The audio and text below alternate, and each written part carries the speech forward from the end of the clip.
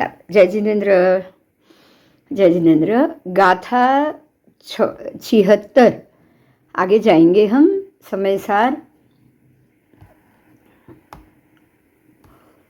न वि परिणमदी न गिणहदी उपज्जदी न परदवपज्जाये नाणी जानंतो विहु पोगलकम्मम अणीयवीहम। ना संस्कृत में है नापि परिणमति न गृह्यात्युत्पद्यते न परद्रव्य पर्याये ज्ञानी जाननम्पि खलु पुद्गल कर्मानेक विधि। आओ, पुद्गल कर्म को जानते हैं ऐसा जीव, जो पुद्गल कर्म को जानते हैं ऐसे जीव को पुद्गल के साथ कर्ता कर्म भाव है कि नहीं, कर्ता और कर्मपणा। तो ये गाथा ने बताया है, विध विध पुद्गल कर्म ने ज्ञानी जरूर जाने भले परद्रव्य पर्याये न प्रणमे नवग्रहे नव उपजे। ज्ञानी अनेक प्रकार के पुद्गल कर्म को जानता है, फिर भी निश्चय से वो परद्रव्य पर्याय में परिणमता नहीं है, उसको ग्रहण नहीं करता और उस रूप में वो उपजता नहीं है। देखिए, ये बहुत समझने वाली बात है। अगर ज्ञानी हो, आप जानते हो, तो ही आप उसको ग्रहण नहीं करते हो। लेकिन अगर आप अज्ञानी हो, आपको पता ही नहीं है, तो आप सब हर एक पुद्गल परिणाम को ग्रहण कर लेते हो। इसी चीज़ को ठीक से समझेंगे हम। ये कर्ता कर्म भाव है, बहुत ज़रूरी है समझना। प्रत्येक कर्म जब कर्म के रूप में उपजता है, तब अगर हमारा ध्येय, हमारा मन उसमें से बाहर निकल जाए, अगर हम उसको परद्रव्य पर्याय के रूप में उसका परिणमन ना करें, तो ही वो नहीं उपजेगा, तो ही वो ग्रहण नहीं होगा। अगर आपने उसको परद्रव्य पर्याय नहीं समझा और ग्रहण कर लिया, तो फिर तो वो आपके ऊपर कर्म चढ़ गया। तो यही समय है जब उसको हमें परिणमन नहीं करना है, बराबर, ग्रहण नहीं करना है। प्राप्य विकार्य निर्वत्य ऐसा व्याप्य लक्षण वाला पुद्गल के परिणाम स्वरूप जो कर्म पुद्गल के परिणाम स्वरूप है, जो कर्म प्राप्य है, जो कर्म विकार्य है, जो कर्म निर्वत्य है, ऐसे जो कर्म व्याप्य लक्षण वाला है, मतलब आप उसको करते ही आपके ऊपर व्याप्य हो जाता है, उसमें पुद्गल द्रव्य खुद अंतर्व्यापक होकर आदि मध्य अंत में व्यापित होकर उसको ग्रहण करता है, उसके रूप में परिणमन करता है और उस रूप में उपजता भी है, और वो पुद्गल परिणमन को प्राप्त करता है। आओ, इस प्रकार पुद्गल द्रव्य के द्वारा किया जाने पर कर्म के आधार पर पुद्गल परिणाम को ज्ञानी जानता है, बराबर। फिर भी जिस तरह मिट्टी खुद घड़े में अंतर्व्यापक होकर आदि मध्य अंत तीनों काल में व्यापित होकर घड़े को ग्रहण करता है। देखिए, मिट्टी क्या करती है, पहले मिट्टी ऐसे ही पड़ा है, वो पुद्गल द्रव्य है। जब आदि मध्य अंत, उसके 3 प्रकार आएंगे। आदि है वो मिट्टी खुद, फिर मध्य ये आएगा कि उसको पानी में इकट्ठा किया गया, उसने पानी को पकड़ लिया, धीरे धीरे धीरे उसका घड़ा बनाया गया, ये मध्य भाग हुआ। और अंत में ये हुआ कि उसको तपा कर बिल्कुल घड़े के रूप में बना दिया गया, मजबूत हो गया टकोरा मार मार के। अब ये आदि मध्य अंत तीनों काल में जो पुद्गल की क्रिया हुई, उसमें मिट्टी अज्ञानी है, इसलिए उसने घड़े को पकड़ लिया, बराबर। मिट्टी को ज्ञान नहीं है, इसलिए उसने एक इंद्रिय है, उसने घड़े को पकड़ लिया, इसलिए वो अब घड़े के रूप में परद्रव्य के परिणाम में अंतर्व्यापक हो गया। मिट्टी घड़े के रूप में परद्रव्य को ग्रहण करके उसके परिणामन में अंतर्व्यापक होकर अब वो घड़ा बन गई, ठीक है। लेकिन ज्ञानी की बात है, लेकिन ज्ञानी अगर ऐसे समय में जो कर्म आ रहा है उसको देखे उसके परद्रव्य, उसको परद्रव्य जाने और परद्रव्य के परिणाम में उसमें अंतर व्यापक ना हो तो उसका आदि मध्य अंत तीनों काल जान के समझ के उसको ग्रहण ना करे और उसके रूप में परिणमन ना करे और उसको छोड़ दे। बराबर समझ में आ रहा है? घट अज्ञानी है, उसने घड़ा बना दिया, खुद घड़ा बन गया। ज्ञानी को क्या करना है? जो समय आता है, जो कर्म उपजता है, उसको देखना है शांति से। उसको पहले भी ये बात हो चुकी है, ध्यान से समझिएगा। उसको आने दो, देखो, रख दो, साइड पे रख दो, बस आ गया, हो गया कर्म पूरा अपने आप, वो समय जाने दो, आप शांत रहो। अगर कोई द्वेष का भाव आ गया है तो भी शांत रहो, ठीक है, छोड़ो, जाने दो, शांत हो जाओ। अगर कोई झगड़े की बात हो गई तो भी आप शांत हो जाओ, सामने अपने आप शांत हो जाएगा, वो समय निकल जाने दो। वो जो द्वेष भाव है उसको लेकर साइड में रखो और आप निश्चिंत हो जाओ। आप उसको परिणमन मत करो, आप उसको ग्रहण मत करो। किसी ने ऐसा किया, ऐसा सोचो ही मत। क्यों किया? सोचो ही मत। जो हुआ हो गया, ठीक है, जाने दो। बराबर इस प्रकार अगर आप करोगे, आदि मध्य अंत में उसमें नहीं व्यापित होना, कोई भी भाव में उसमें आपको और हमको व्यापित नहीं होना। अगर आप उसमें व्यापित नहीं होगे, अगर आप व्यापित नहीं होगे तो वो कर्म आपके ऊपर चढ़ेगा नहीं, आप उसको ग्रहण नहीं करोगे, ठीक है। और वो कर्म के रूप में परिणमता नहीं है, परिणमा ही नहीं है तो आपके ऊपर कर्म लगा ही नहीं, उपजेगा ही नहीं, ठीक है। इससे बढ़िया कोई तरीका ही नहीं है कर्म से निपटने का। तो अब वो कर्ता कर्म भाव में चढ़ा नहीं। आओ,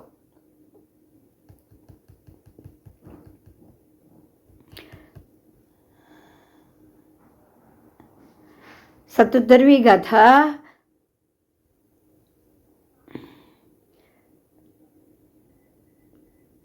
नवी परिणमदी न गिणहदी उपजदी न परदव पज्जाए नाणी जानंतो विहु सग परिणामम अणेय विहम। ज्ञानी पुद्गल कर्म को जानता है, बराबर। अब ये पुद्गल कर्म कैसा है? तो वो प्राप्य है, वो प्राप्त हो जाए ऐसा, वो विकार्य है, वो निर्वर्त्य है, इसीलिए वो व्याप्य लक्षण वाला है। देखो ये पुद्गल कर्म कैसा होता है? पुद्गल का अणु बिल्कुल व्याप्य लक्षण वाला होता है, तुरंत व्यापित हो जाएगा। अगर आपने उसको ग्रहण किया वो तुरंत व्यापित हो जाएगा, वो प्राप्य है, वो तुरंत ऐसे ही सोचो और पुद्गल कर्म आकर आपको लग जाएगा, लग भी जाएगा, लेपित भी हो जाएगा, विकार्य भी हो जाएगा, ठीक है। विकार्य मतलब कार्य हो गया आपका, निर्वर्त्य, आपके ऊपर वो निर्वर्तित हो गया, व्यापित हो गया, ऐसा परद्रव्य परिणाम स्वरूप कर्म, ठीक है। ये कर्म हो गया है, वो कैसा है? परद्रव्य है, परिणाम स्वरूप है। वो परद्रव्य तो है ही, आपका स्वद्रव्य तो है ही नहीं, और पुद्गल द्रव्य है, इसलिए आपके पुद्गल द्रव्य पर लेपित हो गया, और वो परिणाम स्वरूप है। मतलब इसका कुछ न कुछ परिणाम जरूर आएगा। अगर मैंने अभी क्रोध किया किसी के ऊपर, इसका कोई ना कोई परिणाम जरूर आएगा। आओ, इसीलिए उसको नहीं करोगे, नहीं करेगा ऐसा ज्ञानी, वो कर्म को नहीं करने वाला ज्ञानी, अगर आप ज्ञानी हो, अगर आप उसको नहीं कर रहे हो, बराबर, क्रोध का भाव आया, आपने उसको नहीं किया, आपने उसको छोड़ दिया, तो ऐसे पुद्गल से ज्ञानी को कोई कर्ता कर्म भाव लगेगा नहीं। क्यों? क्योंकि वो पुद्गल व्यापित है, उसका स्वभाव ही व्यापित होने वाला है। अगर आपने उसको ग्रहण ही नहीं किया, आपने उसको अपना माना ही नहीं है, आपने उसको छोड़ दिया, तो आपके साथ लगेगा ही नहीं, वो व्यापित होगा नहीं, ठीक है। इसीलिए ज्ञानी को पुद्गल के साथ कोई कर्ता कर्म भाव नहीं रहता है। अज्ञानी उसको जरूर लेप देता है, जरूर लेप देता है, ठीक है। अब देखिए फिर से यहाँ ध्यान से समझिएगा, बहुत अच्छे से समझाया है कि कर्म कैसे लगता है। जीव पुद्गल कर्म को जानता है, फिर भी पुद्गल के साथ कर्ता कर्मपणा नहीं होता है। ये बहुत क्लियर बात, ठीक है, जीव पुद्गल कर्म को जानता है, आपका आत्मा जानता है उसको, लेकिन पुद्गल के साथ उसका कर्ता कर्मपणा नहीं है। क्यों? क्योंकि आत्मद्रव्य अलग है, पुद्गल द्रव्य अलग है। बस एक ही बहुत इजी बात, जो आत्मद्रव्य है वो नित्य है, जो पुद्गल द्रव्य है वो पर्याय वाला है। दोनों द्रव्य है पर आत्मद्रव्य एक ही है, जबकि पुद्गल द्रव्य पर्याय वाला है। देखो, अगर बात याद करो पहले की, तो बात यहाँ बहुत इंपॉर्टेंट है, ध्यान से सुनो दक्षा, ये बहुत इंपॉर्टेंट, आपको मालूम होगा जब सबसे पहले जब ये क्लास शुरू हुआ ना, तब पुद्गल द्रव्य एक और अखंड है उसके ऊपर बहुत चर्चा हुई थी, याद आ रहा है? हाँ, तो सुनिए, ध्यान से सुनिए, यही बात यहाँ पे क्लियर हो रही है कि एक ही द्रव्य है जो एक है। आपको पुद्गल द्रव्य आपको पता है उसको 4 प्रकार से विभाजित किया गया है। अणु, परमाणु तक उसका विभाजन होता है। याद आया? स्कंद, देश, प्रदेश, परमाणु, याद आया? तो अपना क्लास बंद થઈ ગયા। हाँ, बस नहीं, सुनो, ये बात क्लियर हो रही है यहाँ पे, एकदम क्लियर हो रही है। पुद्गल द्रव्य कैसा है? देखिए, एक ही द्रव्य है उसका कोई विभाजन नहीं है। आत्मद्रव्य एक है, उसका कोई खंड नहीं होता है। इसी तरह धर्मास्तिकाय भी एक है, उसका कोई खंड नहीं होगा। अधर्मास्तिकाय भी एक है, उसका भी कोई खंड नहीं होगा। इसलिए उसको एक माना है, अखंड बोलने की आवश्यकता ही नहीं है। लेकिन पुद्गल द्रव्य स्कंद, देश, प्रदेश, परमाणु तक उसका विभाजन होता है। अब देखिए, पर्याय किसका होगा? जो द्रव्य खंड होगा उसी का पर्याय होगा। आकाश द्रव्य का कोई पर्याय है? बोलो। नहीं। आकाश अस्तिका का कोई पर्याय नहीं है, ऐसे आत्मा का भी कोई पर्याय नहीं। आत्मा द्रव्य भी एक ही है, उसका कोई विभाजन नहीं होता है। आकाश अस्तिकाय भी एक ही है, कोई विभाजन नहीं। धर्मास्तिकाय भी एक ही है, कोई विभाजन नहीं। अधर्मास्तिकाय भी एक ही है, कोई विभाजन नहीं। ठीक है, अलोकाकाश भी एक ही है, कोई विभाजन नहीं। तो ये सब एक ही द्रव्य है जिसका कोई पर्याय ही नहीं है। आप बोलो कि आकाश के अनंत पर्याय है, बोलो। आप नहीं बोल सकते, धर्मास्तिका के अनंत पर्याय नहीं बोल सकते, इसीलिए उसमें खाली स्कंद, देश और प्रदेश 3 विभाग है बस। लेकिन परमाणु द्रव्य ही, पुद्गल द्रव्य ही एक ऐसा द्रव्य है, स्कंद, देश, प्रदेश, परमाणु और उसी के ही पर्याय है। आप देखो, शरीर के ही पर्याय है। बचपन है, जन्म है, बचपन है, वृद्धावस्था है, प्रौढ़ावस्था है, बिल्कुल वृद्धावस्था भी आएगी, मृत्यु भी आएगी। तो पर्याय जो है मात्र पुद्गल द्रव्य के, इसीलिए उसमें परमाणु तक की बात आती है और परमाणु में ही व्याप्य भाव आएगा, व्याप्य लक्षण मात्र परमाणु में आएगा। बहुत अच्छे से ये बात को समझ लेना है हमको साइंटिफिकली कि व्यापित कौन होगा। एक एक पुद्गल परमाणु को इकट्ठा करोगे तो ही वो व्यापित होगा ना। और पुद्गल का एक परमाणु, पुद्गल द्रव्य परमाणु के रूप में ही है। आप परमाणु को लेते हो, धीरे धीरे उसका देश बनाओगे, फिर प्रदेश बनाओगे, फिर स्कंद बनाओगे, और धीरे धीरे स्कंद, देश, प्रदेश, परमाणु, वो 4 विभाजन से उसको छोटा सा आटे का छोटा सा परमाणु, उसके बाद 2 इकट्ठा हो जाएगा तो आटे का कणिया बनेगा। वो कणिये ज़्यादा 50 कणियाँ इकट्ठा हो गया तो वो हो गया आपका देश। और पूरा वो सारे कणिये को इकट्ठा कर लो तो बन गया लड्डू, तो लड्डू हुआ आपका स्कंद। तो ये जो द्रव्य और पर्याय है, द्रव्य, गुण, पर्याय, तीनों आपके किस में आएंगे? मात्र पुद्गल द्रव्य में आएंगे। और पुद्गल द्रव्य में ही कर्ता कर्म भाव भी आएगा, क्योंकि परमाणु ही प्राप्य है, विकार्य है, निर्वर्त्य है और व्याप्य लक्षण वाला है। समझ में આવી ગયું હવે પૂરું?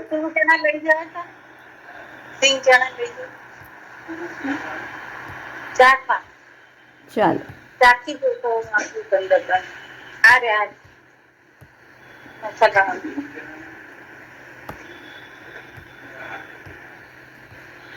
आओ। तो अब आगे हम समझने जा रहे हैं इस चीज को कि पुद्गल कर्म को, अगर आपने इस पुद्गल कर्म की 4 अवस्था को जान लिया आपने द्रव्य के, पुद्गल द्रव्य के पर्यायों को जान लिया, क्योंकि पर्याय बनते ही पुद्गल द्रव्य की छोटे छोटे परमाणुओं के कारण। परमाणु इकट्ठा जीव करता है और उसको इकट्ठा करने के बाद आप एक स्कंद देश प्रदेश परमाणु के रूप में एक मजबूत कर्म बनाते हो, और वो कर्म आत्मद्रव्य के ऊपर व्याप्य हो जाएगा।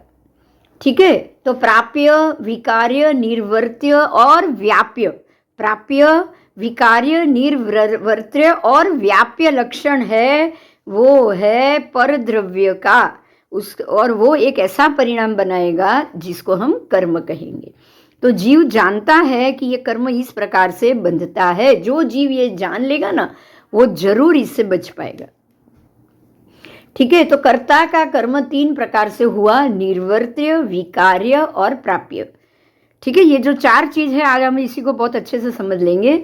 निर्वर्त्य, विकार्य और प्राप्य, ये तीनों चीज कर्ता के द्वारा कभी नहीं हुआ हो, प्रथम नहीं है, ऐसा नवीन कार्य अगर आप किसी भी कारण से उत्पन्न करो तो ये कर्ता का निर्वर्त्य कर्म बना।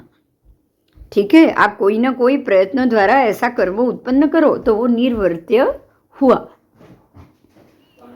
अब ये निर्वर्त्य कर्म कर्ता के द्वारा पदार्थ में विकार और फेरफार करने के बाद अगर उसमें जो कर्म किया जाए, मतलब जो पदार्थ है उसमें आप कोई फेरफार करो, आप उसमें कोई बदलाव करो, यानी कि अगर कोई कर्म खड़ा हुआ है उसमें द्वेष भाव आया तो आप वो द्वेष भाव को डबल करो, रौद्र भाव बनाओ, तो उसमें फेरफार हुआ, तो उसका जो सेकंड स्टेज आया है उसको बोलेंगे विकार्य। मतलब जो कार्य हो रहा था उसमें आपने कुछ विशेष कार्य विशेष रूप में आपने उसमें डाला। तो जो क्रोध का संयोग उभा खड़ा हुआ है, ઊભો થયો છે, સંજોગ ઊભા થયા છે, પરિણામ રૂપ એ क्रोधમાં તમે रौद्र भाव नाख्यो, आपने उसमें डबल गुस्सा डाला। ठीक है, गुस्से का समय आया और उसमें आपने डबल गुस्सा किया, तो आपने उसको विकार्य किया, आपने उसको फिर से कार्य किया। कर्म को जो उदय के काल में उसने आपको डबल स्वरूप देकर जमा किया, उसमें डबल फेरफार करके डबल स्वरूप किया, आपने उसमें विकार किया, विकार्य किया। तो ये हुआ कर्ता का विकार्य कर्म। जो करता है जीव, उसने उसमें विकार्य किया तो नए रूप में फिर से उदय में चलता कर्म को उसने फिर से उसका बंद किया, दूसरे प्रकार से बंद किया।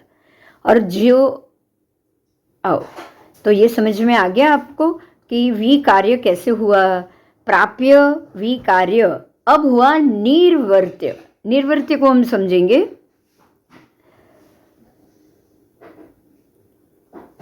जो नया कर्म उत्पन्न नहीं करता और विकार करके भी नहीं करता, मात्र जो प्राप्त ही किया है उस कर्म को उस कर्ता, वो कर्म उस कर्ता का प्राप्य कर्म है। देखिए, अब प्राप्य की बात करेंगे। आपने विकार्य समझा, अब हम प्राप्य को समझेंगे। निर्वर्त्य समझा, विकार्य भी समझा, और अब हम प्राप्य समझेंगे। ठीक है, फिर से मैं कह रही हूँ, अगर कन्फ्यूजन आ गया हो तो। पहले निर्वर्त्य मतलब जो पहले कभी नहीं हुआ है वो कर्म का उदय में आना, यानी निर्वर्त्यमान होना। अभी कोई संजोग ऐसा चला, कोई व्यक्ति आई और उसने गुस्सा किया, तो वो हुआ निर्वर्त्यमान कर्म, जो कर्म उदय में आया। अब वो उदय में आए हुए कर्म को आपको जरूरी लगा और आपने उसको रौद्र स्वरूप बनाया, मतलब आपने डबल गुस्सा किया। होता है ना ऐसा, कि ऐसा संजोग खड़े हो और सामने से आप उसका जवाब दो, उसके ऊपर एक और हथौड़ा मारो, तो आपने उसको क्या किया, विकार्य किया। क्या किया, विकार्य। मतलब कि जो निर्वर्त्यमान था उसको आपने डबल जोश से, डबल क्रोध से उसमें विकार डाला। विकार यानी कि चेंज किया, फेरफार किया, तो ये हुआ विकार। तो निर्वर्त्य हो गया, विकार हो गया। अब तीसरा है प्राप्य। अब जो आपने डाल दिया तो वो कर्मबंध तो हो गया, वो तो बात वहीं पे खत्म हो गई कि आपने उसको डबल जोश से, डबल मात्रा में उसी कर्म को बांधा। चंड कौशिक का उदाहरण हम जानते हैं बहुत अच्छे से। अलग अलग भव में उसने इस क्रोध को फिर से निर्वर्त्य विकार्य किया, फिर से निर्वर्त्य हुए का कर्म को विकार्य करता गया, निर्वर्त्य हुए कर्म को वो डबल विकार्य करता गया, और वो कौशिक ऋषि से लेकर दूसरे तीसरे भव में चंड कौशिक तक पहुंच गया।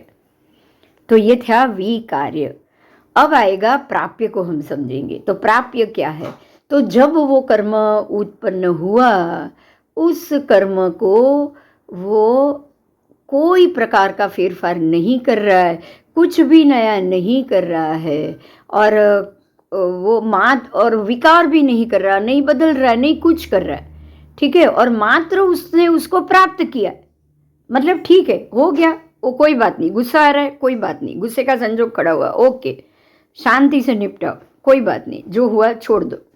और आपने उसको स्वीकार्य किया नहीं, उसको कहा जाएगा प्राप्य कर्म। वो हुआ कर्ता का प्राप्य कर्म, ठीक है। तो अब यहाँ आपको 3 प्रकार की कर्म की व्यवस्था मिली। सबसे पहली थी निर्वर्त्य, यानी कि जो उदय में आया है वो कर्म। उसके बाद आया विकार्य, मतलब उदय काल को आपने फिर से उस कर्म को बंध में ला दिया, फिर से फेरफार करके नया बंध कर दिया। उदय काल में नया बंध बांधकर फिर से वो नया कर्म बन गया और वो सत्ता में चला गया, वो हुआ विकार्य। और तीसरा हुआ प्राप्य कर्म। उदय काल में कर्म आया है, आपने उस समय शांति से उसको देखा, आप शांत रहे, आपने उसको ग्रहण नहीं किया, और आप शांति से उसको आपने उसको जाने दिया। अगर वो आपको पीड़ा भी देकर गया हो तो भी आपने उसको शांति से सहन कर ली और उसको जाने दिया। देखो कैसे उदाहरण प्रभु महावीर को मिला गौशाले का कर्म, वो जो गाय का कर्म, कान में खीला ठोके थे वो कर्म, उसके बाद जो पैर में चूल्हा बनाकर खीर बनाई वो कर्म, उसके बाद संगम देव के 20 उपसर्ग वो कर्म, ये सब प्रभु ने शांति से बैठे खड़े खड़े सहन किया, और उसने सिर्फ देखा और ये जो कर रहा है उसको करने दिया और शांति से जाने दिया। ये हुआ प्राप्य कर्म। अब ये प्रभु करता है और उन्होंने ये कर्म को प्राप्य कर लिया। प्राप्य मतलब आ गया और मैंने शांति से भोग के उसको खत्म कर दिया, ठीक है। ज्ञानी है इसीलिए, प्रभु ज्ञानी है इसलिए उनको पता था कि भाई मैं अगर शांति से सहन करूंगा तो ये कर्म मेरा पूरा हो जाएगा। चंड कौशिक का वो भी प्राप्य कर्म।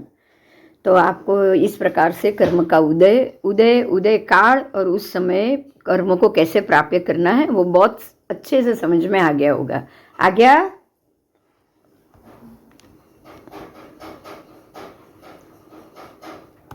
आगे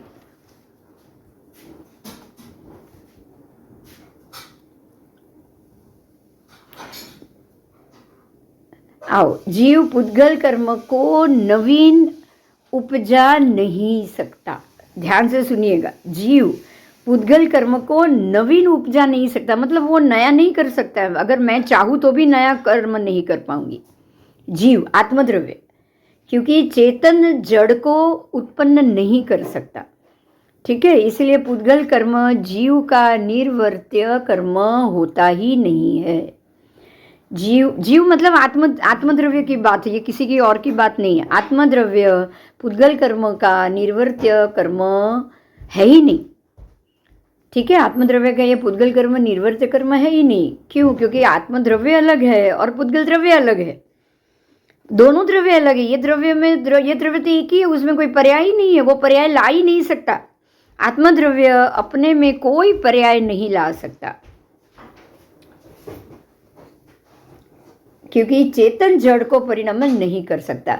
जब जीव पुद्गल शरीरी है, अब ध्यान से समझिएगा, अगर मेरा आत्मद्रव्य पुद्गल शरीरी है तब वो कर्म का निर्वर्त्य भी कर सकता है, विकार्य भी कर सकता है, और उसका अगर मेरा पुद्गल शरीर भव ज्ञानी का है तो वो निर्वर्त्य भी प्राप्य भी कर सकता है,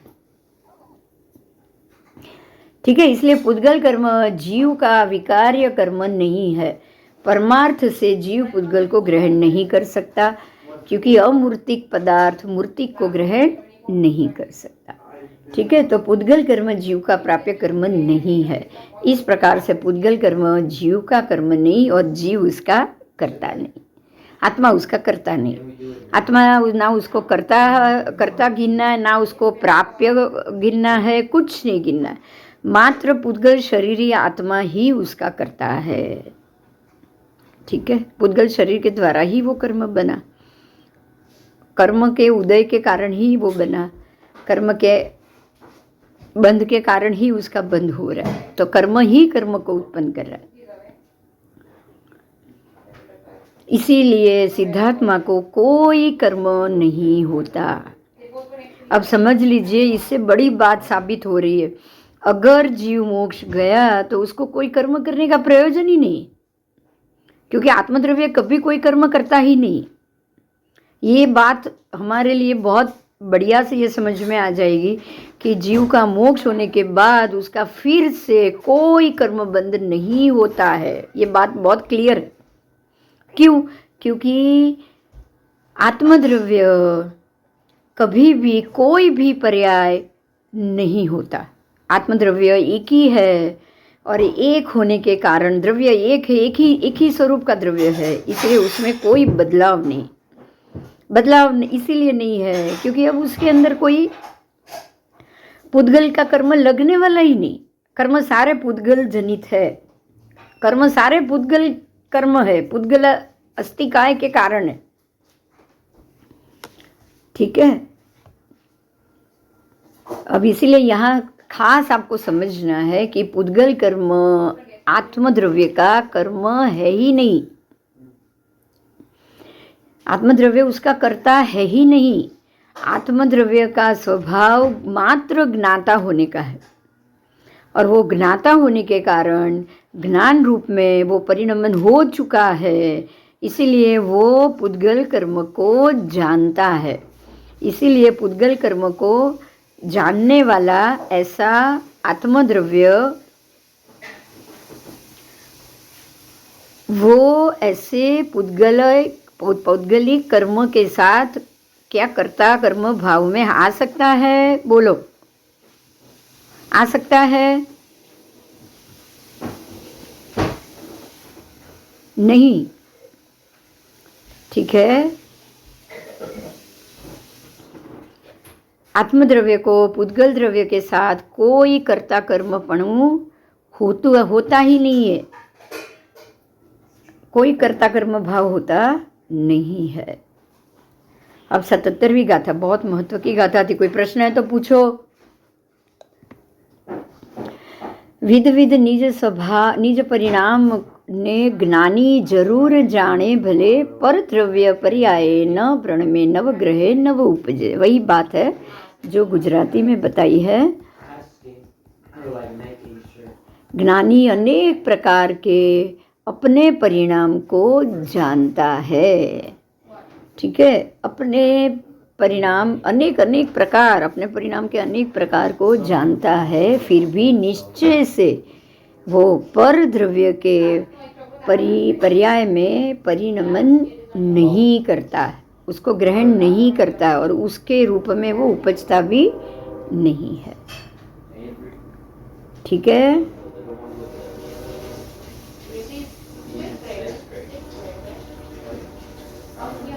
आओ। पुद्गल कर्म का फल अनंत ज्ञानी जीव जाने, भले पर द्रव्य पर्याय न प्रण में नव ग्रहे नव उपजे। ये हो गया। ठीक है, वो उपजता नहीं है। अब उसके बाद की गाथा। नवी परिणमदी न गिणहदी उपजदी न परदव पज्जाय, पुग्गल दवम पीतः परिणमदी सयहिम भावेहिम।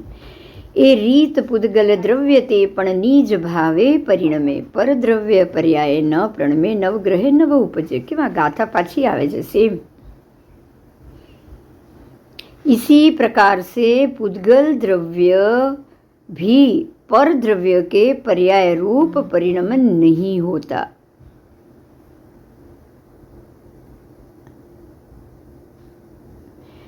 उसको ग्रहण नहीं करता और वो उपजता नहीं है, क्योंकि अपने ही भावों में वो परिणमन होता है।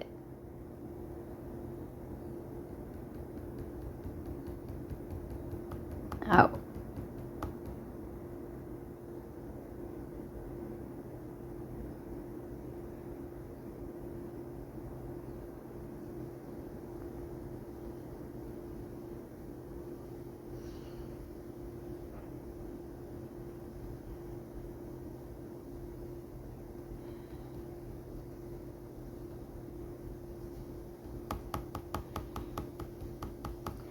अब है गाथा नंबर 80, 81, 82। जीव परिणाम हेदुं कम्मतं पोगला परिणमन्ति पोगल कम्म निमित्तं तहेव जीवो वि परिणमति नविकुव्वदि कम्म गुणे जीवो कम्मं तहेव जीवगुणे अणोन्ननिमित्तेन दुपरिणामं जानन् दोणहंपि एदेणं कारणेन दुकत्ता आदासयण भावेण पोगल कम्म कदाणं न दुकत्ता सब भावाणम। अभी मैं संस्कृत गाथा बोल रही हूँ, साथ में गुजराती भी बोलूँगी, आपको थोड़ा इजी हो जाए। जीव परिणाम हेतुं कम्मत्वं पुद्गला परिणमन्ति पुद्गल कर्म निमित्तं तथैव जीवोपि परिणमति। जीव भाव हेतु पामी पुद्गल कर्म रूपे परिणमे, एवी रीते पुद्गल कर्म निमित्त जीव पण परिणमे। बीजी छे गाथा नापी करोति कर्म गुणान जीव कर्म तथैव जीव गुणान अन्योन्य निमित्तेन तु परिणामं जानीहि द्वयोरपि। जीव कर्म गुण करतो નથી જીવ ગુણ કર્મો કરે, અન્યોન્યના નિમિત્તથી પરિણામ બેઉ તણા બને છે। एतेन कारणेन तु कर्ता आत्मा स्वकेन भावेन पुद्गल कर्म कृतानां न तु कर्ता सर्वभावानां। आओ, ए कारणे आत्मा ठरे करता खरे निज भावथी पुद्गल कर्म कृत सर्व भावों कदी करता नहीं। देखिए, अभी यहाँ जैसे हमें पहले ये बताया गया कि आत्मद्रव्य अलग है, उसमें कोई पर्याय नहीं है और वो कोई कर्म को करता नहीं है। ऐसे ही पुद्गल भी, समझिए, पुद्गल द्रव्य की बात हो रही है, पुद्गल द्रव्य भी खुद कोई कर्म नहीं करता है। जैसे आत्मा कोई खुद कर्म नहीं करता है, ऐसे पुद्गल द्रव्य भी कोई कर्म नहीं करता है। देखिए, ध्यान से समझिएगा, 14 राजलोक पुद्गल के परमाणुओं से भरा हुआ है। क्या कभी एक पुद्गल दूसरे पुद्गल को अपने आप ज्वाइंट करके अपने आप कोई कर्म बना? बोलो, कोई ऐसा परिणाम बना कि वहाँ 8-10 पुद्गल ने अपने आप को ज्वाइंट कर दिया हो? ऐसी कभी कोई घटना नहीं होती। समझ में आई ये बात? जिस तरह आत्मद्रव्य खुद कोई काम नहीं करता, इसी तरह पुद्गल द्रव्य भी कोई काम खुद नहीं करता है। बराबर? पुद्गल द्रव्य भी अपने सारे के सारे जो उनके जो परमाणु है वो आकाश में ऐसे ही परमाणु के रूप में घूम रहे। ऐसे कभी नहीं होगा कि 2-3 परमाणु अपने आप चिपक गए, अपने आप उसमें उन्होंने अपना कर्ता भाव बना लिया और पुद्गल के परमाणु ही पुद्गलास्तिका ही संगठित होकर खुद काम कर रहे हैं। ऐसा कभी नहीं होता है। जिस तरह से आत्मद्रव्य अकर्ता है, ऐसे पुद्गल द्रव्य खुद अपने ही द्रव्य के लिए अकर्ता है। हो क्या रहा है, जब एक आत्मद्रव्य संसारी बनकर पुद्गल के शरीर को धारण करता है, तब वो आत्मा और पुद्गल द्रव्य दोनों मिक्स होके सारे पुद्गल के परमाणुओं को ग्रहण करते हैं। हो ये रहा, जब दोनों एक होंगे तब काम होगा। समझ में आ रहा है? यहाँ ये समझा है, मैं अभी गाथा बोल रही हूँ तब मालूम पड़ेगा। आओ,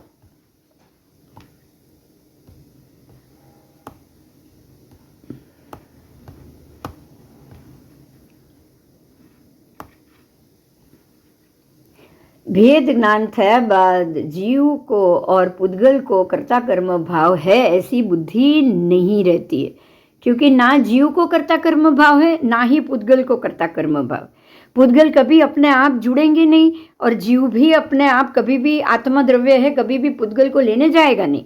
देखिए, इसलिए बहुत अच्छे से ये बात क्लियर हो गई है कि 14 राजलोक जो पुद्गलास्तिकाय से उसके परमाणुओं से भरा हुआ है, ठसाठस भरा हुआ है, धर्मास्तिकाय ठसाठस, अधर्मास्तिकाय ठसाठस, आकाशास्तिकाय ठसाठस भरा हुआ है, वो कोई अपने आप में कोई बदलाव नहीं लाते। पर जो सिद्ध गति के जीव हैं वो भी अपने आप में कोई कर्ता कर्म भाव लेकर नहीं बैठे, तो नहीं वो वहां से कोई बदलाव लाएंगे नीचे में, और ना नीचे की चीज सिद्ध क्षेत्र में कोई बदलाव नहीं लाएगी। ये दो चीज अलग हो गई है। दोनों जब अलग हो गए तब वो दोनों शांत हो गए। ठीक है, पुद्गलास्तिका 14 राजलोक में भी कोई अपने आप बदलाव नहीं आएगा। अपने आप पुद्गल द्रव्य दो इकट्ठे होके कोई कुछ नहीं करेंगे। ऐसे ही जो, क्योंकि वो द्रव्य है, परमाणु है, जब उसका अस्थिकाय बनेगा तभी तकलीफ होगी। समझ में आ गया ये बात? जब वो सारे इकट्ठे होंगे, समूह बनेगा, तब प्रॉब्लम। और वो समूह कौन बना रहे उसको हम समझेंगे। आत्मद्रव्य अकेला कोई दिक्कत नहीं है, कोई कर्ता कर्म भाव नहीं। पुद्गल परमाणु अकेला कोई कर्ता कर्म भाव नहीं। कर्ता कर्म भाव ही नहीं है। वो किसको होगा? जब भेद ज्ञान हो गया तो समझ लेगा वो कि कर्ता कर्म भाव ही नहीं। बहुत बहुत अच्छी बात है, ये भेद ज्ञान बहुत जरूरी है। भेद ज्ञान ये कह रहा है कि सिद्ध गति के जीव को कोई कर्ता कर्म भाव नहीं। इसी तरह से 14 राजलोक में स्थित धर्मास्तिकाय षड द्रव्यों को भी कोई कर्ता कर्म भाव नहीं, कोई कर्ता कर्म भाव। हाँ, अंदर जीव प्रवेश છે ને એટલે થાય છે બધું। जो अजीव द्रव्य है उसमें, अजीव द्रव्य में कोई कर्ता कर्म भाव नहीं है, जीव द्रव्य में कोई कर्ता कर्म भाव नहीं। समझाયું? जो માત્ર આત્મદ્રવ્ય કર્મથી લેપિત ન હોય એવું આત્મદ્રવ્ય સિદ્ધ ભગવંતોનું છે, તો એ લોકો તો કોઈ કર્મ કરવાના નથી, રાઈટ? હા, એવું જ 14 રાજલોકમાં પુદ્ગલાસ્તિકા, પુદ્ગલ ફેર જે 6 દ્રવ્ય છે ને, ધર્માસ્તિકાય, અધર્માસ્તિકાય, અજીવ દ્રવ્ય, એ લોકો પણ કોઈ કર્તા કર્મ કરવાના નથી। અજીવ દ્રવ્યની વાત ચાલી રહી છે અહીંના, અજીવ દ્રવ્ય ને ત્યાંનું જીવ દ્રવ્ય। સિદ્ધ ગતિનું જીવ દ્રવ્ય એટલે કે આત્મદ્રવ્ય અને સંસારનું 14 રાજલોકમાં અજીવ દ્રવ્ય,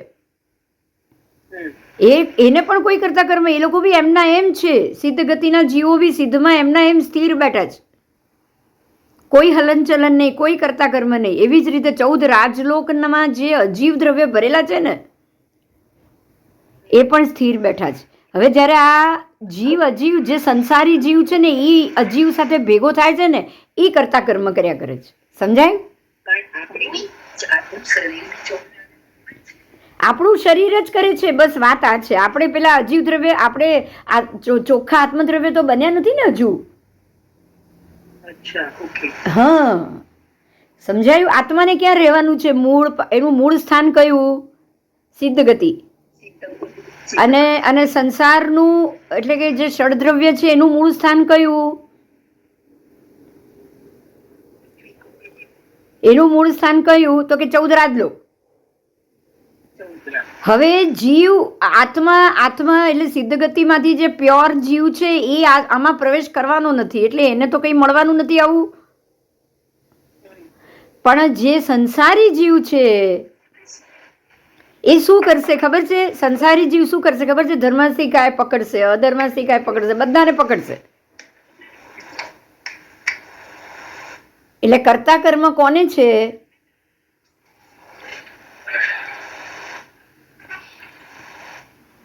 જે સંસારી અને જે કર્મથી ભરેલો અજ્ઞાની જીવ છે એને કરતા કર્મ છે। બરાબર?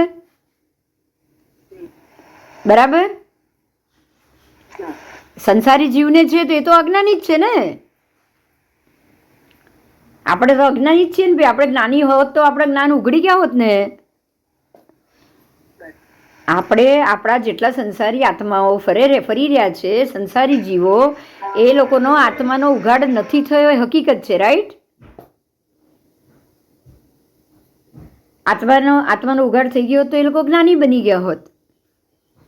એટલે અજ્ઞાની જીવ કર્તા કર્મનો ભાવ રાખે છે. હવે એને જ આપણે જીવ ભાવ હેતુ પામી પૂદગલ કર્મ રૂપે પરિણમે. ભાવ હેતુ, મારા ભાવ એટલે ભાવને ભાવના નથી ભાવવાની, પણ હું ભાવ્યા કરીશ તો શું થશે?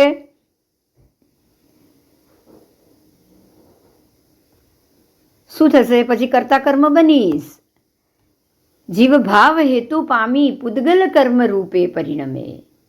બરાબર? જીવ જ્યારે ભાવ હેતુને પામે છે ત્યારે જ જે પૂદગલ છે એ કર્મ રૂપે પરિણમન થાય છે. સંસારી જીવ અજ્ઞાની છે. અજ્ઞાની જીવ જ્યારે પણ ભાવ હેતુને પ્રાપ્ત કરશે, जब भी भाव हेतु को भाव और हेतु, भाव यानी कि मेरी इच्छा, मेरी सोच, मेरी मर्जी. भाव का अर्थ है मेरी मर्जी, मेरी इच्छा. अब जब मैं भाव को पाऊंगी, हेतु यानी कारण. अब भाव को इच्छा हुई तो उसका कारण भी होगा. मेरी जब इच्छा किसी कारण को प्राप्त करेगी तब वो कर्म बनेगा. जब मेरी इच्छा होगी कि मैं कोई कारण लूँ, कारण मतलब अगर मेरी इच्छा है कि मैं कुछ खाना खाऊं, मुझे भूख लगी है, तो मेरी वो इच्छा है, वो खाना जो भूख है उसको प्राप्त करेगी, हेतु, भूख रूप हेतु, और वो खाना खाएगी और वो कर्म बंध में परिणमन होगा. बराबर? इस तरह पूदगल कर्म निमित्त जीव पण परिणमे. इस प्रकार से पूदगल कर्म निमित्त जीव, पूदगल कर्म को निमित्त बनाकर जीव भी कर्म. हाँ बोल. હા જરા ફરીથી જરા મોટો અવાજ બોલ. શું પૂદગલ કર્મ? હા, પૂદગલ કર્મ ને પૂદગલમાં શું ફરક? પૂદગલ એ પરમાણુ રૂપે આખા 14 રાજલોકમાં વ્યાપ્ત છે. કર્મની વર્ગણા છે, કાર્મણ વર્ગણા છે. એમાં કાર્મણ વર્ગણામાં કેવું છે? જ્ઞાનાવરણ કર્મ એટલે જ્ઞાનને આવરણ કરતા, દર્શનાવરણ કર્મ સમજને આવરણ કરે, પછી મોહનીય કર્મ, આ બધાની કાર્મણ વર્ગણાઓ પૂદગલ પરમાણુના રૂપે છૂટી છવાઈ 14 રાજલોકમાં ભરેલી છે. અને હું અજ્ઞાની છું, મને સમજ નથી, મને એમ છે કે મને ભૂખ લાગી છે, હવે મેં આ શરીર ધારણ કર્યું એટલે મને ભૂખ લાગી છે એટલે મારે ખાવું તો પડશે. એટલે મને ખાવું પડશે એટલે હું કેટલાક જીવને પકડીશ? બધા એકેન્દ્રિય જ છે ને, જે પણ ખાઉં છું પીવું છું શું છે? હું આ બધા એકેન્દ્રિય જીવોનો આહાર કરીશ એટલે મેં કર્મ બાંધ્યું. હું અજ્ઞાની છું એટલે 14 રાજલોકમાં ફરી રહી છું. એટલે અજ્ઞાનીને કરતા કર્મ ભાવ આવે છે, આત્માને કોઈ કરતા કર્મ ભાવ આવતો નથી. સમજાયું? જરાક નજીક આવીને બોલ, જરાક અવાજ મોટો આવે. આપણે પૂદગલ આત્મા કહેવાઈએ, આપણે પૂદગલ કર્મ જનિત આ સંસારી જીવ કહેવાઈએ. એટલે આપણે અજ્ઞાની આત્મા કહેવાઈએ. હા, અજ્ઞાની જીવ છીએ એટલે જ સંસારમાં છીએ, અને સંસારમાં રોજ બરોજની જે ક્રિયા કરીએ છીએ એનાથી આપણે નવું કર્મ બાંધ્યા કરીએ છીએ. અને જે જ્ઞાની આત્મા કોણ? તો સિદ્ધાત્મા. હવે એમને કોઈ કર્મ બંધનું કારણ જ નથી, એટલે એ લોકો કોઈ પૂદગલ જનિત કર્મ બાંધતા નથી. સમજાઈ ગયું હવે? હા, એટલે આમાં 3 વિભાગ થયા. એક થયો પૂદગલાસ્તિકાય, એ પણ પોતે અંદર કોઈ કર્મ બાંધતા નથી, અજીવ દ્રવ્ય. બીજું થયું જીવ દ્રવ્ય, જે મોક્ષમાં સિદ્ધાત્મા છે, એ પણ કર્મ કરતા ભાવમાં નથી, કારણ કે પોતે કોઈ કર્મ બાંધતા નથી. બાંધે છે કોણ? તો અજ્ઞાની સંસારી જીવ. સંસારી જીવ જ અને અજ્ઞાની જીવ, આપણે બધા એમાં જ આવી ગયા. બરાબર? હા, એટલે કરતા કર્મના પરિણામ માત્ર સંસારી જીવને જ આવશે. બસ. આવો.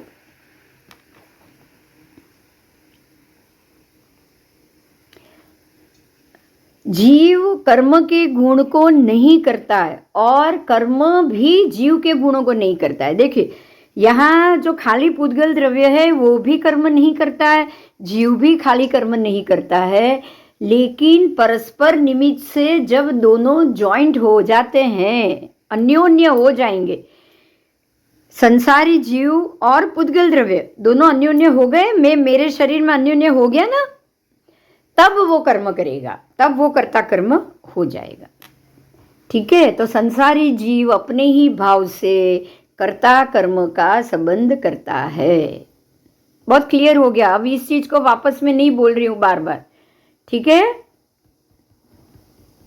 नहीं तो कंफ्यूजन हो जाओगे. ठीक है, तो जीव और पुद्गल, अब जीव और पुद्गल दोनों आ गए, परस्पर जुड़ गए. कैसे जुड़े? व्याप्य व्यापक भाव का अभाव है इसमें. इसमें व्याप्य और व्यापक भाव का अभाव है. इसीलिए जीव को पुद्गल परिणाम और पुद्गल कर्म को जीव परिणाम के साथ कर्ता कर्मपणा की असिद्धि हो जाएगी. ठीक है,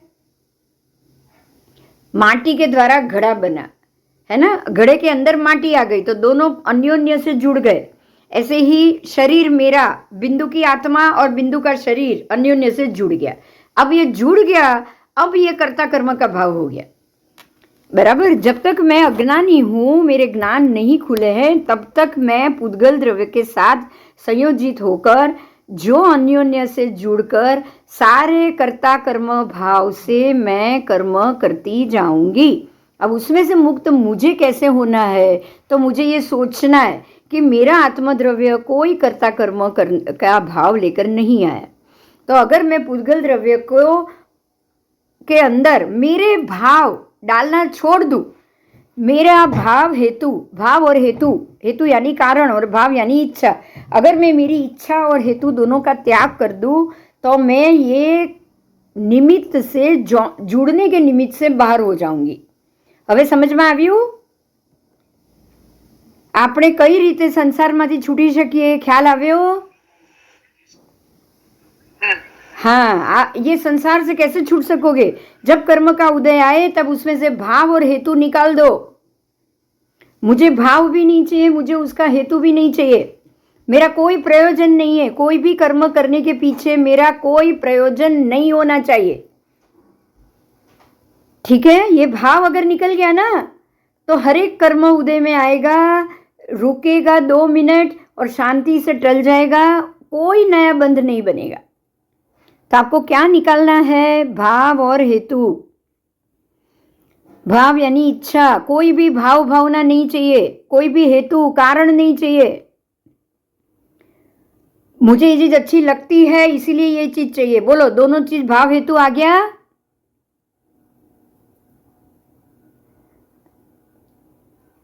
भाव भी आ गई, इच्छा, अच्छा लगता है और ये आपको चाहिए, हेतु भी आ गया, अच्छा लगता है इसीलिए चाहिए. जब तक ये भाव हेतु रहेगा, आप कर्ता कर्म से जुड़े हुए रहोगे. ठीक है,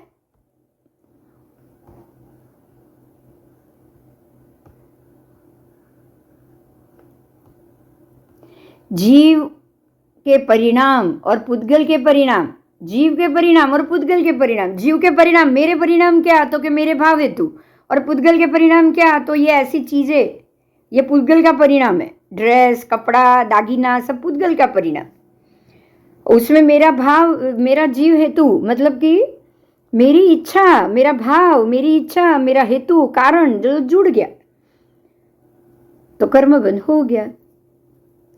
परस्पर निमित्त नैमित्तकपणा है, परस्पर कर्ता भाव है, निमित्त है, कपड़े निमित्त है और नैमित्तक, मैं खुद निमित्तक हूं क्योंकि मैंने भाव हेतु खड़ा किया. तो ये पूरी पर के निमित्त से अपने जो भी भाव हुए वो पूरा अज्ञान दशा है. समझ लीजिएगा, ये पूरी अज्ञान दशा है. ठीक है, अब आपको समझना क्या है, हकीकत क्या है कि मेरी आत्मद्रव्य कभी भी कोई इच्छा का कारण नहीं बनाता है, उसमें कोई इच्छा होती ही नहीं है आत्मद्रव्य में। फिर भी आपको ये इच्छा क्यों हुई? क्योंकि आपके ऊपर पुद्गल के कर्म लेपित है, अभी तक आत्मा का उघाड़ नहीं हुआ है। तो सबसे पहले आत्मा का उघाड़ ही करना है। उघाड़ करने के लिए हमें कोई भाव हेतु जब भी सामने आएगा हमको नहीं करना है, मने નથી કરવું, ચાલશે ગમશે ફાવશે ભાવશે બી નહીં જોઈએ, એ પણ હવે નહીં જોઈએ, સમજાય છે? હા, મને આ પણ નહીં જોઈએ, એ પણ ભાવ હેતુ છે, મને ચાલશે, હા કઈ વાંધો નહીં, આ મળ્યું ચાલશે, મતલબ ભાવ હેતુ છે, ભાવ તો છે જ ને, મને આ વસ્તુ જોઈએ છે, મને ચાલશે, આ મને ગમશે, મેં ગમાડ્યું, ગમશે એ જ તો ભાવ થઈ ગયો. ગમશે એટલે મને જોઈશે, ફાવશે એટલે મેં ફવડાવી દીધું એટલે એ પણ મને જોઈશે, મને કંઈ પણ કરીને જોઈશે એટલે એ પણ હવે નહીં, એ પણ હવે નહીં. બહુ સરસ સમજાવ્યું છે. તમે આ બધું ત્યાગશો ને તો જ બહાર આવશો, નહીં તો આવવાના નથી. ત્યાગ વગર કશું આવવાનું. એટલે ભાવ હેતુને ટાળો. ભાવ હેતુ કોઈ પણ સંજોગોમાં કોઈ પણ કર્મની અંદર ન તમારી ઈચ્છા હોવી જોઈએ, ના એની પાછળ કોઈ કારણ હોવું જોઈએ. આવો નિચ્છયણ યસ એવમ આદા અપાણમેહ હિ કરેદી વેદ યદિ પુણોતમ ચેવ જાણતા દુતાણમ निश्चय नय. अब निश्चय नय की बात आ रही. निश्चय नय स्वेव मात्मात्मानमेव हि करोति वेदयते पुनस्तम चैव जानीहि आत्मात्वा मात्वानम. आओ आत्मा करे निजने જ એ મંતવ્ય નિશ્ચય તણું વળી ભોગવે નિજને જ આત્મા એમ નિશ્ચય જાણવું. આત્મા કરે નિજને એ મંતવ્ય નિશ્ચય છે. આત્મા સ્વને જે કંઈ પણ કરે છે ને એ જ મંતવ્ય નિશ્ચય છે. આત્માએ જે સ્વ માટે જે કર્યું ને એ જ મંતવ્ય નિશ્ચય, બરાબર. બાકી કશું જ નિશ્ચય નથી. ઠીક હે. આત્માએ જે પોતે કર્યું એ જ નિશ્ચય. હા બોલ. નહીં, આત્મા એટલે સ્વગુણ, એ જ નિશ્ચય, મન નહીં. આત્માના ગુણો. આત્મા એટલે કે જે સિદ્ધ બની ગયા પછી આત્મા પોતાના ગુણમાં રમણ કરે ને એ જ નિશ્ચય. આત્મા કંઈ પણ ભાવ અને હેતુ કરે એ નિશ્ચય નથી, એ વ્યવહાર છે. કારણ કે એ તો સંસારી જ કરશે ને. સમજાય છે? એટલે આત્મા સ્વગુણમાં રમે ને એ જ નિશ્ચય છે. એટલે આત્માનું મૂળ સ્થાન શું? તો કે સ્વગુણમાં રમી અને સિદ્ધ ગતિમાં બેસવું, એ નિશ્ચય આત્મા થયો.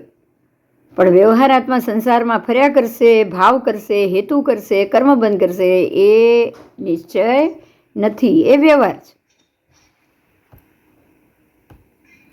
કર્મબંધ એ વ્યવહાર છે. બહુ ક્લિયર સમજાવ્યું છે.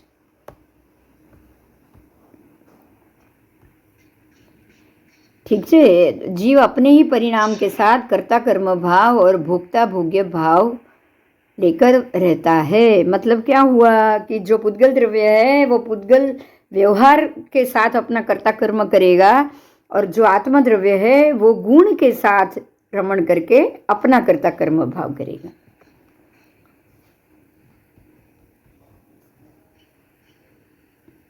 निश्चय नयन का भी यही मत है. आत्मा अपने ही गुण में रमण करता है, वही निश्चय नय है. और आत्मा अपने ही गुण को, सुख को भोगता भी है. सिद्ध भगवान अपने ही गुण में रमण कर रहे हैं और उसी का सुख भोग रहे. बराबर. हाँ, નિશ્ચય. નિશ્ચય ન એટલે કે એ નક્કી, ન એટલે સિદ્ધાંત,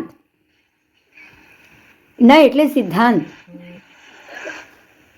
બરાબર.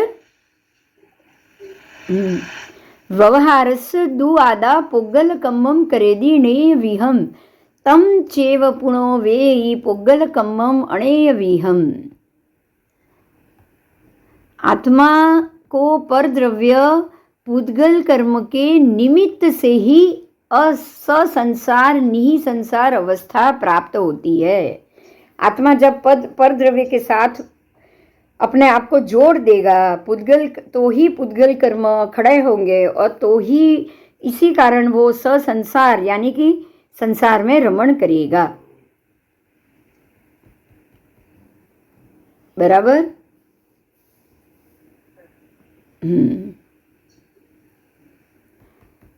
तो अब ये व्यवहार हो गया। ये क्या हुआ? व्यवहार हुआ। कैसे? आत्मा करे विध विध पुद्गल कर्म मत व्यवहार नो।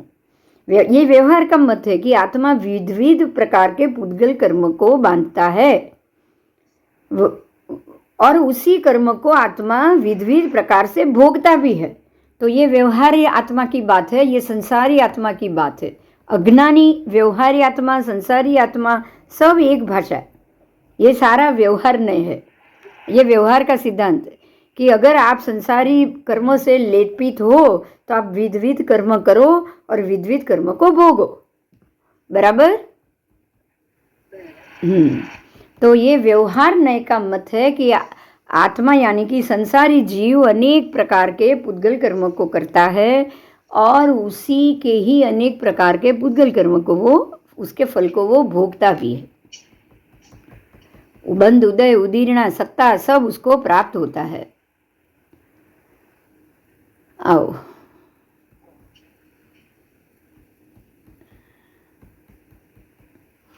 यदि पोगल कम्मीणम कुवदितं चेव वेद यदियादा दो किरिया वदिरितो पसज्जदेशो जिणावमदम। ये 85 गाथा है। यदि पुद्गल कर्मेदम करोति तच्चैव वेदयते आत्मा द्विक्रिया व्यतिरिक्त प्रसजति स जिनावमतम। देखिए अभी परमात्मा का मत क्या है उसको जानो।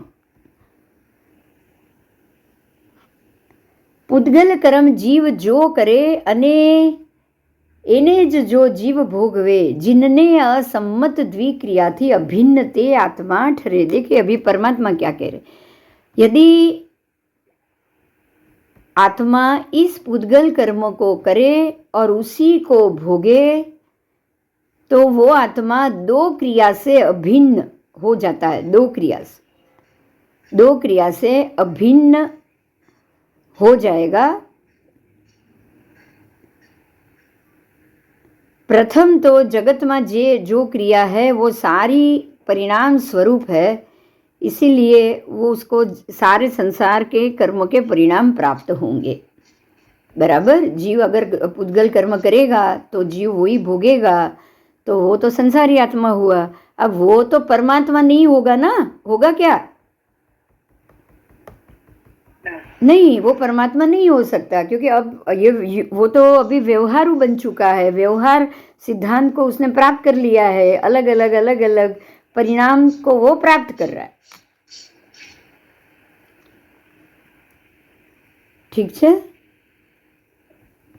जम्हादु अत भावम पोगल भावम च दोवी कुवंती तेण दुमिच्छा दिठी दो किरियावादिनो हुंती।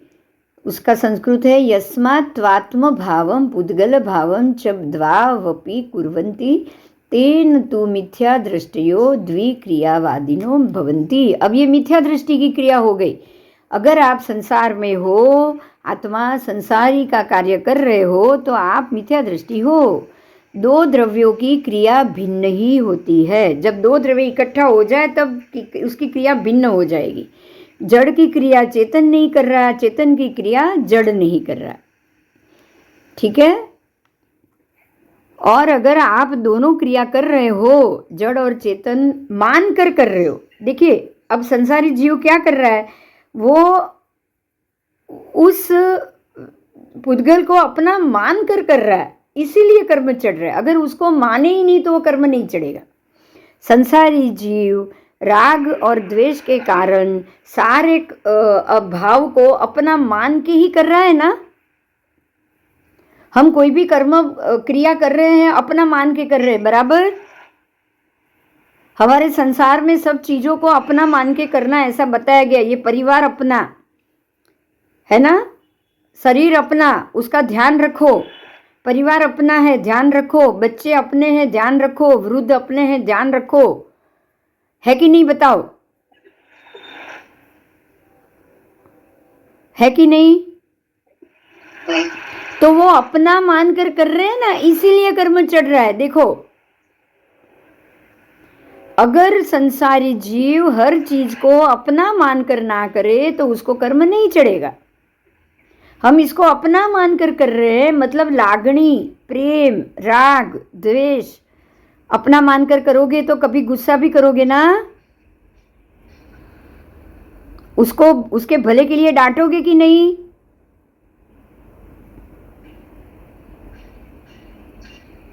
तो ये सारा क्या हुआ? बोलो, भाव हेतु हुआ। देखो, ये बहुत अच्छे से समझना है कि आत्मद्रव्य पुद्गल द्रव्य को ग्रहण करता ही नहीं है। पुद्गल द्रव्य आत्मद्रव्य से अलग है, वो भी उसका करता है ही नहीं। लेकिन जब अपना मानकर करोगे कि मुझे ये शरीर चाहिए, तो वो जीव वो पुद्गल द्रव्य को अपना लेगा, उसको एक्सेप्ट कर लेगा और दोनों का संयोजन हो जाएगा। अगर अपना मानोगे तो जरूर संयोजन होगा। ऐसा आत्मद्रव्य कभी भी पुद्गल द्रव्य को ग्रहण नहीं करता है और पुद्गल द्रव्य भी आत्मद्रव्य को ग्रहण नहीं करता है। लेकिन अगर आत्मद्रव्य ने उसको अपना माना, समझ में આવી વાત? હા હા, મને આ જોઈએ છે, આ મારું છે। જો मान्યું तो જ આ થશે। એટલે બહુ ध्यान હવે એ રાખવાનું છે। अभी हमको इस बात पर सोचना है, इस बात पर ध्यान रखना है कि कोई भी चीज या कोई भी किसी व्यक्ति को देखकर वो नियाणा नहीं बांधना है कि मुझे इतनी शक्ति मिले कि जो भी मैंने जो कुछ किया है उसके बदले में मुझे धन मिले, जो कुछ भी मैंने शुभ कर्म किए होंगे उसके बदले मुझे शक्ति मिले। यदा यदा ही धर्मस्य, जब धर्म को ग्लानि हो तब मैं मेरा बार बार जन्म हो। अगर आपने यहाँ पर आपका भाव हेतु डाल दिया ना, तो ही आपको दूसरी बार पुद्गलिक शरीर मिलेगा। बात આવી समझમાં? तीर्थंकर परमात्मा सभी जीव करूं शासन रसी ऐसा सोचने के बावजूद भी बार बार जन्म नहीं मांग रहे। सभी जीव पर करुणा करने वाले तीर्थंकर परमात्मा क्या जीवों की करुणा करने के लिए इस धरती पर वापस आना चाहते हैं क्या? बोलो, नहीं चाहते हैं ना? हाँ, नहीं चाहते हैं। प्रसन्न चंद्र राजर्षि ने अपने पुत्र को शत्रु के सामने देखकर भी 2 मिनट के लिए राग हो गया, बाद में छोड़ दिया कि नहीं? कि वो भी अपने अपने कर्म के अधीन है, उसको अपने कर्म भोगने दो। मैं मिथ्या सोच रहा हूं उसके मामले में, मतलब वो तुरंत राग से बाहर आ गए। हाँ, परिणाम तो आया सामने कि भाई तेरा बेटा लड़ रहा है, मर जाएगा और तू इधर बैठा है। परिणाम तो आया कि भाई मैं मेरे बेटे को बचाऊं, लेकिन तुरंत उनको ध्यान आया कि भाई वो भी संसारी है, वो भी अपने कर्म के अधीन है, मेरे जाने से तो कोई उसके कर्म कम नहीं हो जाएंगे। और वो तुरंत संभाव में आ गए। हमको भी यही करना है, हमारा भाव हेतु निकल जाना चाहिए। लागणी, प्रेम, बंधन बधाમાંથી બહાર આવી જાઓ, બહાર આવી જાઓ। બહાર આવશો તો જ તમે छोड़ी सकशो। जड़नी क्रिया चेतन नहीं करता है, दोनों द्रव्य की क्रिया अलग है। पुद्गलिक संसारी पुद्गलिक क्रिया है वो आत्मा नहीं करता है, और आत्मा के गुण की क्रिया पुद्गल नहीं करेगा। पुद्गल, अगर आत्मा ने पुद्गल को ले लिया ना, मर्ज कर लिया ना, तो आत्मा के गुण ढकेंगे ही ढक जाएंगे। बस ये नियत है, ये नक्की है कि अगर आपने पौद्गलिक कर्म को धारण किया, आपने भाव को धारण, इच्छा और हेतु दोनों को धारण कर लिया ना, तो आपके गुण ढकेंगे ही ढकेंगे। आपने किसी भी भाव को, लागणी, प्रेम, गुस्सो, कोई पण भावने जो धारण કર્યું ને, તો તમારા ગુણ ઢંકાવાના જ છે, નક્કી છે, એ નક્કી છે। બરાબર? બરાબર. આપણે એવું માનીએ કે ના, હું આ મારે કરવું જોઈએ, આ જરૂરી છે, આ જ વ્યવહાર છે, એને ન છોડાય, એને ના છોડાય, તો સમજી લેજો કે આ જ મિથ્યા દ્રષ્ટિ છે. મિથ્યા દ્રષ્ટિ શું છે? શું છે? તો કે આ મારું છે, આ મારી વ્યક્તિ છે, મારે એની લાગણી જોવાની, મને એના પર પ્રેમ રાખવાનો, એને દુઃખી ન થવું જોઈએ એ હું જોઉં. ના, આવું વિચારશો ને એ જ મિથ્યા દ્રષ્ટિ છે. સંસારના દરેક સંબંધો, દરેક જીવ, દરેક વ્યક્તિને પણ એને કર્મ ભોગવવાના છે એમ સમજીને એને એનાથી શાંત થઈ જાઓ, એનાથી વિતરાગી દ્રષ્ટિ લાવો. મારો પુત્ર, મારી પુત્રી. હા, ના, નથી રાખવાનો. ના પાડી છે, 100% ના પાડી છે. શુભ ભાવ પણ નથી રાખવાનો, અશુભ ભાવ પણ. ભાઈ આનું સારું થાય, આનું કલ્યાણ થાય, કંઈ નહીં. એના નસીબમાં હશે તો થશે જ, બસ. તમે શુભ ભાવ ભાવો છો એનાથી શું એનું નસીબ બદલાવાનું છે? બદલાય છે? બદલાઈ શકે? પહેલા એ કે ચાલ, બદલાઈ શકે? હા, हाँ, बस बस आज समझवानुं छे कि मेरे शुभ भाव भाने से उनका नसीब नहीं बदलने वाला, उसका कर्म नहीं टलने वाला, पर मैंने शुभ भाव भा लिया तो वो हेतु क्या था? राग का हेतु. जिसके प्रति शुभ भाव भावोगे उसके प्रति राग आएगा तो ही भावोगे आप. और राग भाव और हेतु आ गए तो आपके कर्म बंद नक्की, आपके आत्मा के गुण जरूर ढक गए. હા, વાંધો નહીં. પાછું ફરીથી બીજો આઈડી ચાલુ કરીને બીજો આઈડી જો આ નહીં થાય તો મૂકી દઈશ. હા, આ નહીં થાય તો મૂકી દઈશ, પણ થોડીક 4-5 ગાથા કરવી છે. ओके, हाँ हाँ, ठीक है. तो दो द्रव्यों की क्रिया ही भिन्न है. जड़ की क्रिया चेतन नहीं करता, चेतन की क्रिया जड़ नहीं करता. अब जब क्रिया ही भिन्न है तो कैसे होगा बताओ? अब जब क्रिया ही भिन्न है, दोनों द्रव्य की क्रिया भिन्न है, आत्म द्रव्य की क्रिया भिन्न है, वो सिर्फ गुण ही करता है, और पुद्गल द्रव्य की क्रिया भिन्न है, वो सिर्फ कर्म बंद करता है. ठीक है. तो पुद्गल द्रव्य जड़ है, कर्म बंद करता है, उसकी क्रिया वो चेतन जो आत्म द्रव्य है वो नहीं कर सकता. और जो चेतन की गुण की क्रिया है वो जो जड़ पुद्गल द्रव्य है वो नहीं कर सकता. देखिए, बहुत अच्छे से क्लियर है दोनों कि आत्म द्रव्य मात्र गुण में वृद्धि करता है, और जो पुद्गल द्रव्य है वो मात्र कर्म में वृद्धि करता है. जब आत्म द्रव्य खुद को ये सोचने लगे कि भाई मैं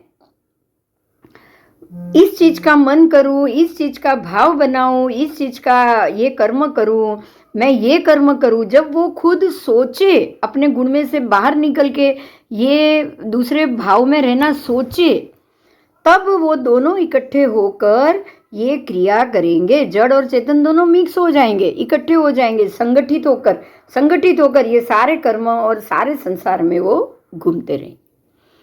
तो ये जब ये दोनों का संयोजन करके संसार में घूमना मिथ्या दृष्टि है.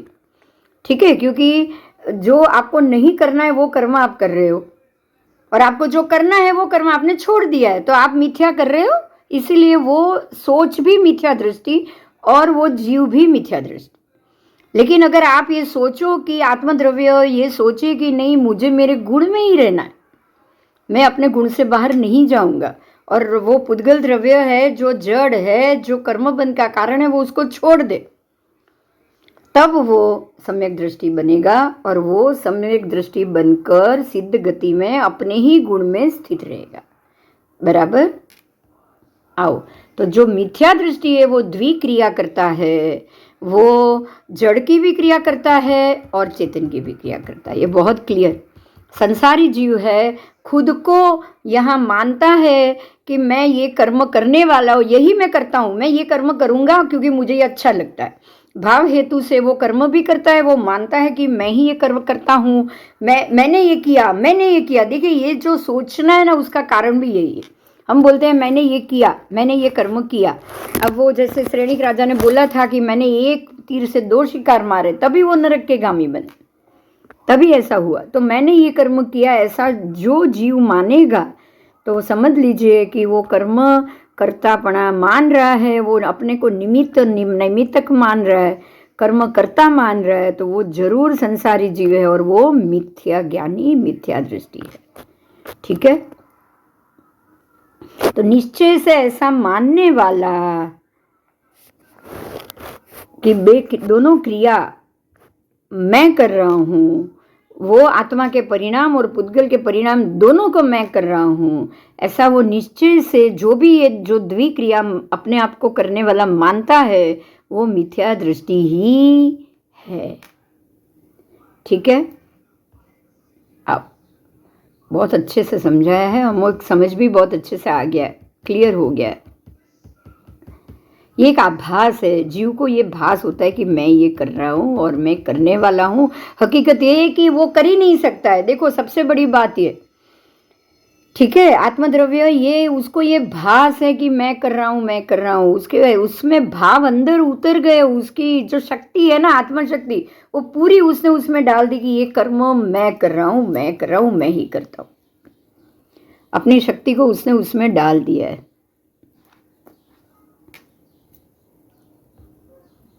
बराबर। और वो शक्ति उसमें डालने के कारण उसके अंदर एक अहंकार आ गया है, अहंकार भाव। पुद्गल के परिणाम को करने वाला हूं मैं, ये शिकार करने वाला मैं हूं, ऐसा श्रेणिक राजा ने अहंकार किया कि ये करने वाला मैं हूं, क्योंकि उन्होंने अपनी शक्ति उसमें डाल दी, भाव भी डाल दिया, हेतु भी डाल दिया और अहंकार भी डाल दिया। भाव, हेतु और अहंकार, कर्तापन, मैं कर रहा हूं, तीनों उसमें डालने के कारण उसका जो परिणाम आया, वो परिणाम कैसा आया? पुद्गल से अभिन्न परिणति मात्र क्रिया से करने में जो आता है और उसको वो कर रहा है, ऐसा उसको प्रतिभास हो रहा है, आभास हो रहा है, मतलब उसका ऐसा उसको अहंकार हो रहा है। आओ, यह परिणमति सकर्ताय परिणामो भवेत्तु स तत्कर्म, या परिणति ही क्रिया सा त्रयमपि भिन्नं न वस्तुतया।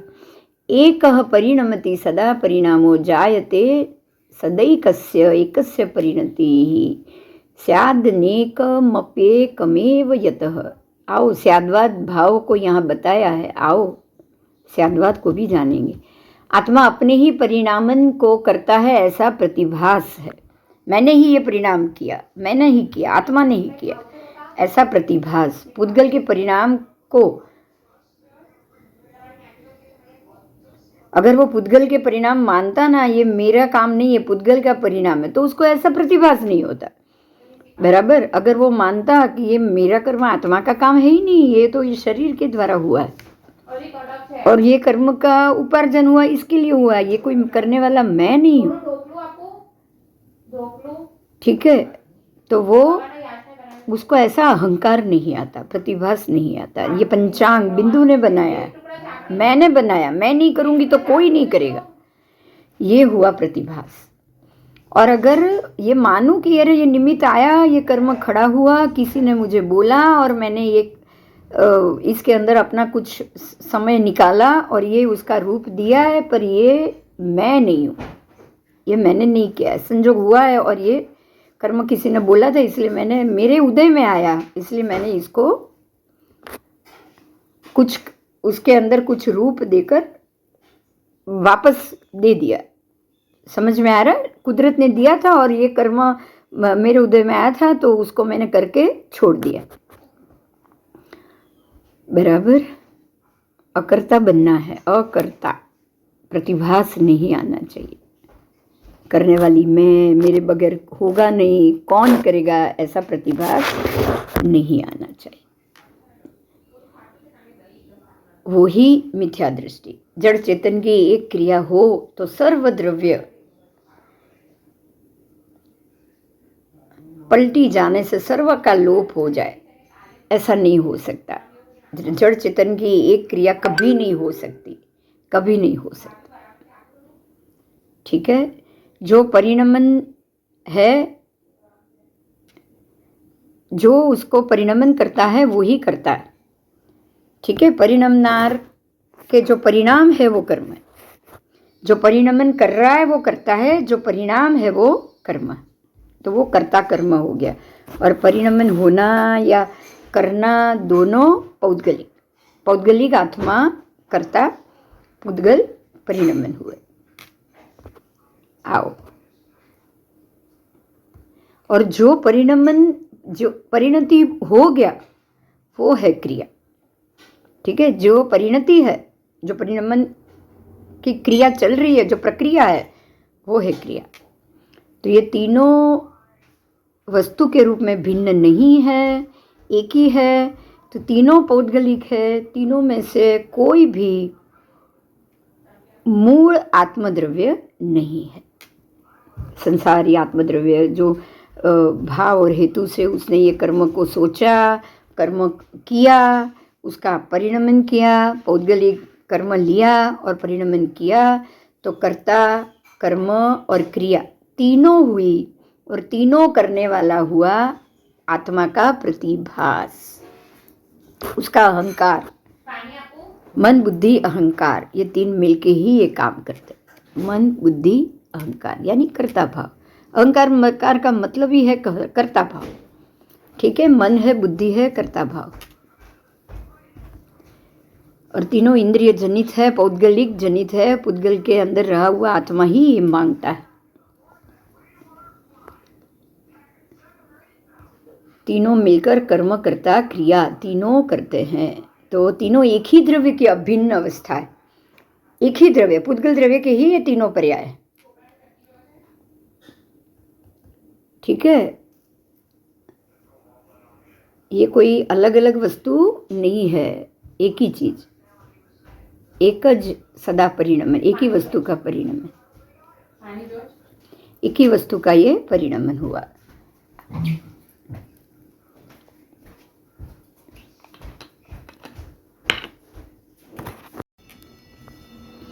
एक वस्तु के अनेक पर्याय, पुद्गल की अवस्था है, मन बुद्धि अहंकार से खड़ा होता है, स्वकर्ता के भाव से, उसके अनेक पर्याय, इसलिए अनेक परिणाम भी हुआ। अनेक अनेक स्थिति में, प्रत्येक में वो अनेक पर्याय बदलता गया, इसलिए ऐसे ऐसे परिणाम, रिजल्ट प्राप्त होता गया। और उसी को अवस्था भी कहेंगे। पर्याय की ही पहली अवस्था, दूसरी अवस्था, तीसरी अवस्था, ऐसे अलग अलग अलग अलग अवस्था होती है। संज्ञा भी उसी की होगी, संख्या भी उसी की होगी, लक्षण भी उसी का होगा, प्रयोजन भी उसी का होगा, हे भाव और हेतु भी उसी का होगा। बराबर, प्रति समय प्रति अलग अलग प्रतिभास भी अलग अलग होगा, लेकिन फिर भी वस्तु एक ही, वो है पुद्गल, मात्र पुद्गल पर्याय, पुद्गल द्रव्य। बराबर, उसके ही भेद और अभेद अलग होते हैं। आओ, नो भव परिणमतः खलु परिणामो नो भयो प्रजायेत, उभर्योन परिणतिः स्वाध्यदनेकमनेकमेव सदा, नैकस्य हि कर्तारौ द्वौ स्तो द्वे कर्मणि न चैकस्य, नैकस्य च क्रिये द्वै मे एकमनेकं यतो न स्यात्, आ संसारत एव धावति परम कुवै हमित्युचकै, दुर्वारं ननु मोही नामिह महाहंकार रूप, तमः महाअंधकार रूप, महाअहंकार रूप, तद्भूतार्थ परिग्रहेण विलयं यद्येकवारं व्रजेत, तात्किं ज्ञानम घनस्य बंधन मोहो भूयो भवेदात्मन्नः। ये भी श्लोक संस्कृत के बताए हैं, समझने जैसे हैं, बहुत जरूरी है। दो द्रव्य एक होकर कभी परिणमन नहीं होता, दो द्रव्यों का एक परिणाम भी नहीं होता, दो द्रव्यों की एक परिणति क्रिया भी नहीं होती, क्योंकि अनेक द्रव्य जो भी होते हैं वो सदा अनेक ही होते हैं, वो कभी एक नहीं होता। बराबर, द्रव्य खुद अपने आप भिन्न है, दोनों वस्तुएं हैं लेकिन वो दोनों भिन्न है, प्रदेश भेद वाली है, और एक होकर उसका परिणमन नहीं होता है, एक परिणाम को वो नहीं बनाता और उसकी एक क्रिया भी नहीं होती है, ऐसा नियम है। यही निश्चय नियम है। जो दो द्रव्य एक होकर अगर परिणमन हो जाए तो सारे द्रव्य का लोप हो जाए, अगर दो द्रव्य एक ही हो जाए और परिणाम आ जाए तो सारे द्रव्य ऐसे ही इकट्ठे हो जाए, पर वो संभव नहीं है। ठीक है, तो एक द्रव्य के दो कर्ता कभी नहीं होते, एक द्रव्य के दो कर्म भी कभी नहीं होते, और एक द्रव्य की दो क्रिया भी कभी नहीं होती, क्योंकि एक द्रव्य कभी भी अनेक द्रव्य बनता नहीं है। आओ, इसीलिए निश्चय नय से अथवा शुद्ध द्रव्य आर्थिक नय से आत्मा को अनादि से पर द्रव्य का कर्म करतापना है ऐसा अज्ञान हो तो ही वो परमार्थ नय के ग्रहण से एक बार अगर वो विलय हो गया तो वापस नहीं आता है। ये हुआ परमार्थ नय, निश्चय नय। अगर आत्मा को ये पता चल जाए, उसे मालूम पड़ जाए कि वो अपना पर द्रव्य के में कर्ता कर्मपणा नहीं है, वो पर द्रव्य का कर्ता नहीं है, वो मात्र स्वगुण का करता है, और वो पर द्रव्य के कर्ता कर्मपणा से वो रहित है। बराबर, वो करने वाला वो नहीं है। एक बार ये ज्ञान आ गया और उसने अपने आप को उसमें से हेतु और भेद निकाल दिया, भाव निकाल दिया, भाव हेतु से वो बाहर आ गया, उसने अपना कर्ता कर्मपणा का अहंकार प्रतिभास बाहर निकाल दिया, तो और अगर वो परमार्थ नय के ग्रहण उसने कर लिया, परमार्थ नय का ग्रहण कि मेरा गुण ही है और मैं गुण में ही रहूं, तब वो आत्मा फिर से एक बार विलय होने के बाद फिर से वो कर्ता कर्म के ये संसार के भव में कभी नहीं आता है, कभी नहीं आता है। ठीक है, इस जगत में मोही, रागी, द्वेषी ऐसे जीवों को ही ये पर द्रव्य जो पुद्गल द्रव्य है वो मैं कर रहा हूँ, उसको ऐसा प्रतिभास होता है, और वो पर द्रव्य के कर्तृत्व का महा अहंकार, ये मैंने किया, ये मेरे द्वारा ही हुआ, मैं नहीं होता तो ये कौन करता, ये काम मैं करने वाला हूँ, ये सारा कर्म मैं करने वाला हूँ, इस महा अहंकार रूप अज्ञान रूप अंधकार जो अत्यंत दुर्निवार है, वो कभी नहीं टाला जा सकता है अहंकार। ऐसा अनादि संसार, समझ में आ रहा है, ऐसा जो अहंकार है, ऐसा जो अनादि संसार है जो चले आ रहा है और आगे भी चलने वाला है, ऐसा संसार, और वो संसार में वो रह रहा है और वो ऐसा सोच रहा है कि ये सारे परद्रव्य का कर्ता मैं हूँ, उसको ऐसी अनुभूति है, उसको ऐसा अहंकार है, उसको ऐसा प्रतिभास हो रहा है और वो ऐसा समझ रहा है,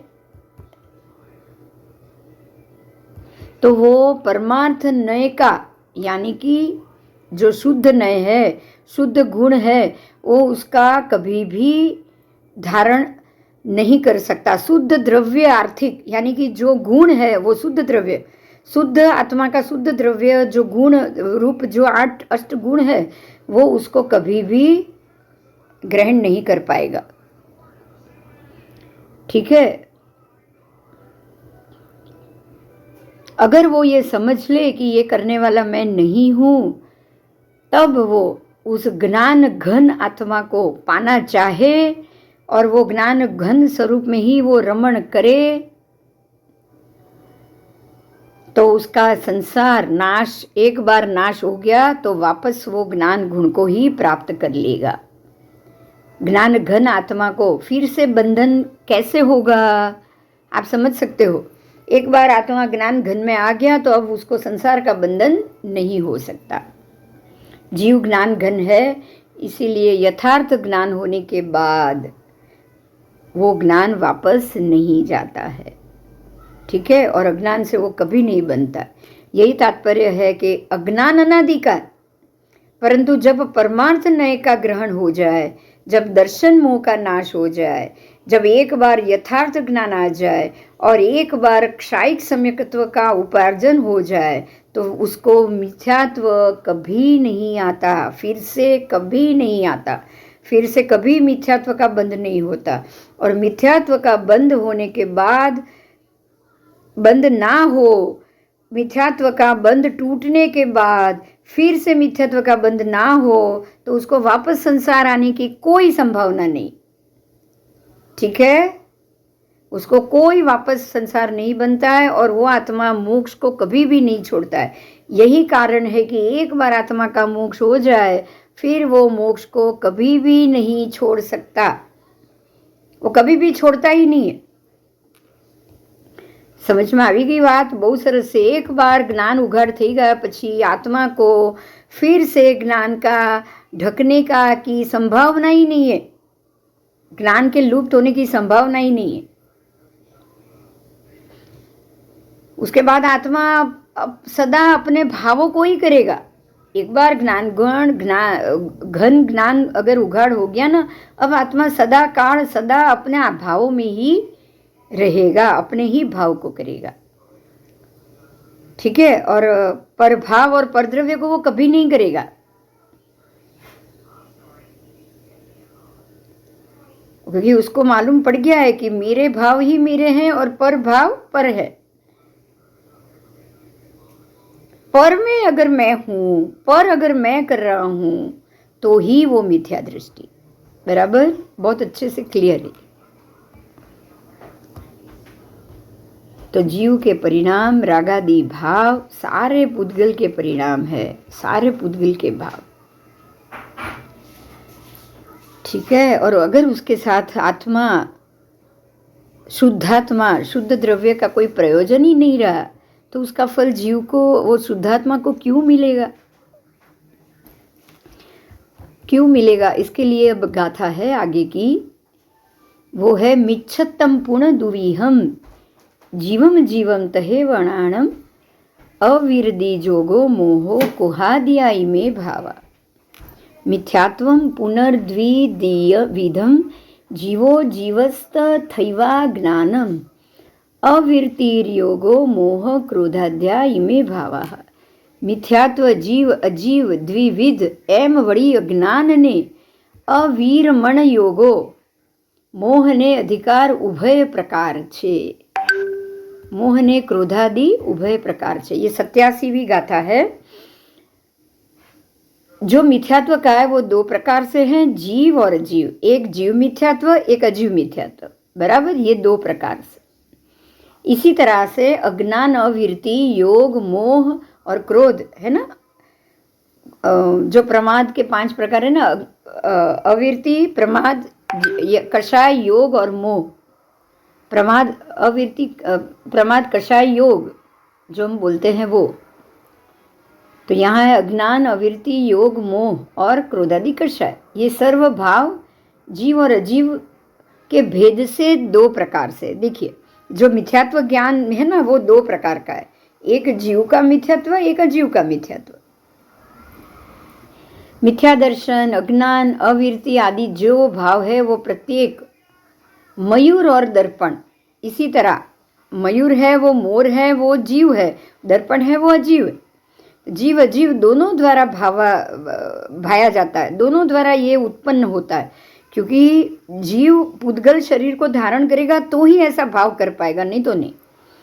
इसीलिए भाव, ये जीव और अजीव दोनों द्वारा ये भावित होने से ये अजीव भी है और जीव भी है, ठीक है। जैसे कि घेरा, वादली, पीला, लीला ऐसा रंग जो है वो मोर के अपने स्वभाव से मोर द्वारा भी भाया गया और दर्पण के स्वभाव से भी ये भाया गया,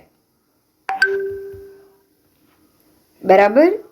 मोर के अपना जो भाव है वो जीव के भाव हुए, और जो वो मोर को आप दर्पण में देखो, सामने प्रतिबिंब देखो, तो वो अजीव के कलर हो गए, वो अजीव के भाव हो गए।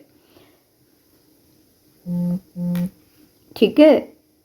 इसी तरह मिथ्या दर्शन, अज्ञान, अविरति आदि भी ऐसे भाव है कि जो जीव के अपने स्वद्रव्य स्वभाव से अजीव के द्वारा भावવામાં आ रहा है।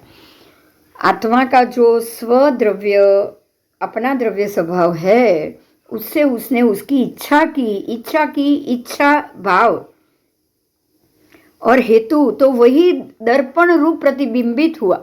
मैं इच्छा कर रही हूँ, मैं अपने पांचों इंद्रिय का उपयोग ले रही हूँ, तो वो दर्पण के रूप में मेरी आत्मा में उसका भी प्रतिबिंबित हो रहा है। मिथ्या दर्शन, अज्ञान, अविरति आदि भाव मेरे भाव और हेतु के कारण हुआ, भाव के कारण और हेतु के कारण हुआ। ठीक है। और मैंने अजीव को अपना द्रव्य माना, अजीव को अपना द्रव्य माना, इसीलिए हुआ। ये मेरा कर्म, मेरा परिणाम। तो स्व स्वभाव से अजीव के द्वारा भाने में आया, इसीलिए वो भी अजीव ही है। अजीव द्वारा इच्छा की, इसलिए वो भी अजीव है। पुग्गल कम्मम मिच्छम जोगो अवीर्ति अणाणं अजीवम उवोगो अणाणम अवीर्दि मिच्छम च जीवो दु।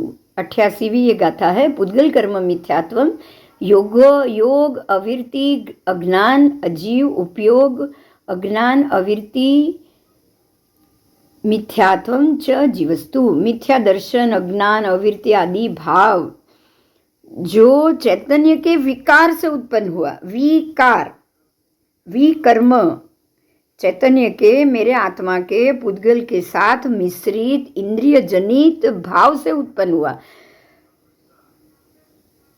बुद्धि, मन, इंद्रिय और बुद्धि, मन, विषय और बुद्धि और अहंकार, मन, बुद्धि और अहंकार, उससे ये उत्पन्न हुआ।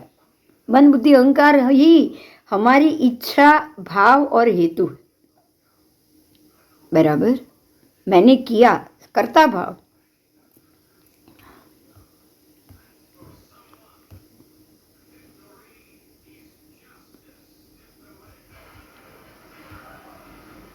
ठीक है। ये सारे जीव के भाव हुए। पुद्गल के परमाणु, पौद्गलिक, मिथ्यात्व आदि कर्म के रूप में जो परिणमन हुआ, वो कर्म का उदय हुआ। फिर से मैंने और इंद्रिय जनित पुद्गल को कर्म कार्मण वर्गणा लेकर उसको बांधा, तो वो अजीव के द्वारा बंधे हुए भाव हुए। और वो कर्म के विपाक होने पर, कर्म का उदय, विपाक यानी उदय, कर्म का उदय होने पर उसमें जो मिथ्यात्वी आदि स्वाद उत्पन्न हुआ, इच्छा हुई, भाव उत्पन्न हुए, हेतु उत्पन्न हुआ, तो वो भी मिथ्यात्वी अजीव भाव हुआ। इसी तरह कर्म के निमित्त से जीव विभाव के रूप में परिणमन करता है। जीव के भी भाव उत्पन्न होते हैं, अजीव के भी भाव उत्पन्न होते हैं। और इस विभाव परिणमन को स्व मानने के कारण चेतन का भी विकार होता है, इसलिए वो भी जीव ही है। आओ, मिथ्यात्वादी कर्म की प्रकृति है और पुद्गल के परमाणु भी प्रकृति हो और जीव का उपयोग स्वरूप है। जीव उसमें उपयोग लाता है, जीव उसमें भाव लाता है, हेतु लाता है, कारण लाता है, स्वकर्म भाव, स्वकर्ता भाव लाता है, वो हो गया उपयोग। जीव का उपयोग लाने के कारण, देखिए बहुत क्लियर से उपयोग समझ में आ गया। उपयोग का अर्थ है मेरी इच्छा, उपयोग का अर्थ है मेरा मन, उपयोग का अर्थ है मेरे बुद्धि, और उपयोग का अर्थ है मेरा अहंकार यानी स्वकर्ता भाव। मन, बुद्धि, अहंकार, मेरा मन, मेरी समझ, मेरी इंद्रिय में उसका कारण खड़ा, हेतु, फल प्राप्त पाने के लिए किया गया कर्म, वो हुआ बुद्धि। और उसको पाने पर मैंने किया, मेरी इच्छा, मेरा भाव, मेरा सुख, वो हुआ अहंकार। तो मन, बुद्धि, अहंकार ही जीव का उपयोग है। समझ में आ गया ये? फिर चाहे वो भगवत गीता बताए, श्रीमद् भागवत बोले, या फिर हमारा आगम बोले एक बहुत अच्छे से, या फिर ये दिगंबर का आगम बोले, या श्वेतांबर का आगम बोले, या स्थानकवासी का आगम बोले, कोई भी बोले, फिर वो भगवत गीता बोले या श्रीमद् भागवत बोले, आप इतना समझिए, सारे धर्म की अलग अलग रीत है, लेकिन निश्चय एक ही है, शुद्ध न एक ही है, और वो भी परमात्मा की बताई हुई केवली की वाणी। बराबर कि जीव का उपयोग ही उसका मन, उसकी बुद्धि, उसके अहंकार, उसके विकार, उसी से ये उत्पन्न संसारी जीव की कर्म कर्ता भाव, निमित्त नैमित्तक भाव सब उत्पन्न होता है और संसारी जीव संसार में भ्रमण करता है। यही चीज़ यहाँ हमको ये बात बताने में, बहुत अच्छे से समझाने में सार्थक हो रही है कि मोक्ष में 15 प्रकार से गए हैं वल्कलचिरी, अन्य लिंग सिद्ध हुए। सिद्धात्मा कोई भी धर्म का कोई भी जीव हो सकता है, क्योंकि अगर वो भगवत गीता सुने तो वहाँ से वो मन बुद्धि अहंकार को पकड़े, भागवत श्रीमद् सुने तो वहाँ से भी वो मन बुद्धि अहंकार को पकड़े।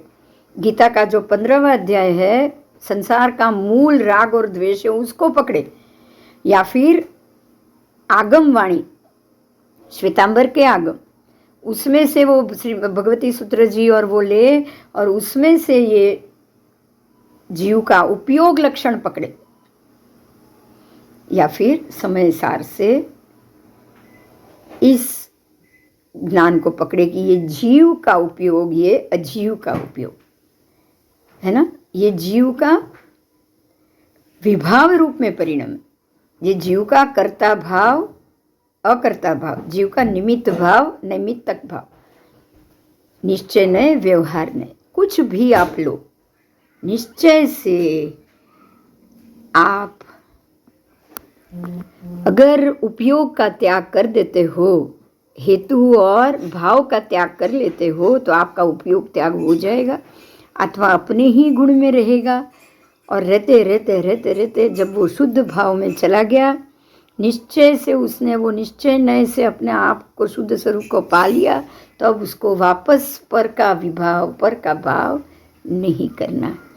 यही कारण है कि ये बात अगर समझ में आ जाए तो किसी भी लिंग से आप मोक्ष जा सकते हो। तो मोक्ष का एक ही ज्ञान है, स्याद्वाद से आप अलग अलग रास्ते से आप सिद्ध गति, एक ही सिद्ध गति में आप पहुंच गए तो आपको वहां से वापस नहीं है। ठीक है, तो हम कोई अलग अलग स्याद्वाद में नहीं जाएंगे, हम सिर्फ आत्मा को शुद्धात्मा में ले जाएंगे, पुद्गल को अशुद्ध आत्मा में ले जाएंगे। तो शुद्धात्मा को पाना, शुद्ध गुण में रहना ही शुद्ध ज्ञान है। संसार को पाना, संसारी जीव में, संसार में संसरण करना, संसारी उपयोग में रहना, और सारे मिथ्यात्व, राग, द्वेष, कषायों के अंदर ही आपका उपयोग होना, वो संसारी जीव का अशुद्धपना है, मिथ्यात्वपना। ठीक है, तो मिथ्यात्व ने अज्ञान आदि अजीव पुद्गल कर्म छे, अज्ञान ने अविरमण वड़ी मिथ्यात्व जीव उपयोग छे। समझ में आ गया ये मिथ्यात्व जीव का उपयोग।